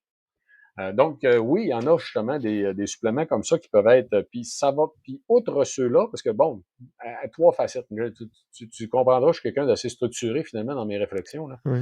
Le premier est toutes les facettes qu'on peut adresser, qui sont particulières à nous, sur nos besoins en lien avec le vieillissement. Donc, j'ai le sommeil, la douleur, les yeux. Le deuxième est des agents gérosuppresseurs. Le troisième, c'est de faire attention aux carences en tant que telles. Parce que, bon, je vais te donner un exemple. Ici, au Canada, on évalue que 40-45% de la population est carencée en magnésium. Le Mmh. magnésium est essentiel à 300 réactions, plus de 300 réactions chimiques, cofacteurs, en fait, d'enzymes dans le corps humain. Si on manque de magnésium, il y a plein d'affaires qui marchent pas bien, finalement. Fait Ouais. que c'est un sine qua non. Au même niveau, on devrait mettre la vitamine D. Donc, ça ne veut pas Mmh. dire nécessairement que tout le monde a besoin de prendre un supplément de magnésium. Je suis pas encore là dans mes réflexions, honnêtement. C'est juste que si on en est conscient, tantôt je parlais de manger des noix, là, ben, dans les sources alimentaires de magnésium, vous avez produit de la mer, les noix, les grains entiers. Si vous ne mangez pas de ça, vous êtes carencé. C'est aussi simple que ça. Fait qu'il suffit donc de porter attention à ça, ne pas être carencé en magnésium, c'est bien important, puis ça se dose mal en circulation sanguine. Euh, la vitamine D. les oméga-3 sont des incontournables. Il faut s'assurer d'avoir des bons niveaux de vitamine D. C'est vraiment crucial, c'est essentiel. Les oméga-3 aussi, parce que c'est essentiel dans le fonctionnement cellulaire et puis pour tous les mécanismes inflammatoires. Mmh. Donc, ça répond bien à ta question? Ouais, parfait. Non, c'est très sympa. Merci beaucoup. Et c'est ça, et ça, voilà, ça pose des bases pour des prochaines futures questions. Mais c'est très intéressant. Merci beaucoup. Écoute, je pense, Eric, on a fait un bon petit tour. Avant de conclure cet épisode, est-ce que il y a des choses l'on n'a pas abordées, que tu aurais aimé aborder ou en tout cas dire, voilà, de façon générale? Ah, fait écoute, j'aimerais que les gens retiennent honnêtement que la question de la longévité en santé, c'est vraiment passionnant. On peut avoir un impact beaucoup plus gros que ce qu'on peut penser. C'est beaucoup plus simple même qu'on pense, hein. C'est pas quelque chose de restrictif d'appliquer les saines habitudes de vie associées à la longévité. En fait, ça nous amène plus d'énergie, ça amène une plus grande qualité de vie, tout simplement. Fait que, y a pas personne qui va sortir d'un processus d'amélioration des habitudes de vie reliées à la longévité en disant qu'ils sont moins heureux. C'est impossible. Fait que Mmh. techniquement, en fait, ça va de soi. Ça devrait être un sine qua non. Là, c'est que je vous invite, en fait, à y réfléchir et puis à commencer tout simplement en vous amusant, en considérant que c'est un élément qui va vous permettre d'être tout simplement plus heureux et plus longtemps. Génial.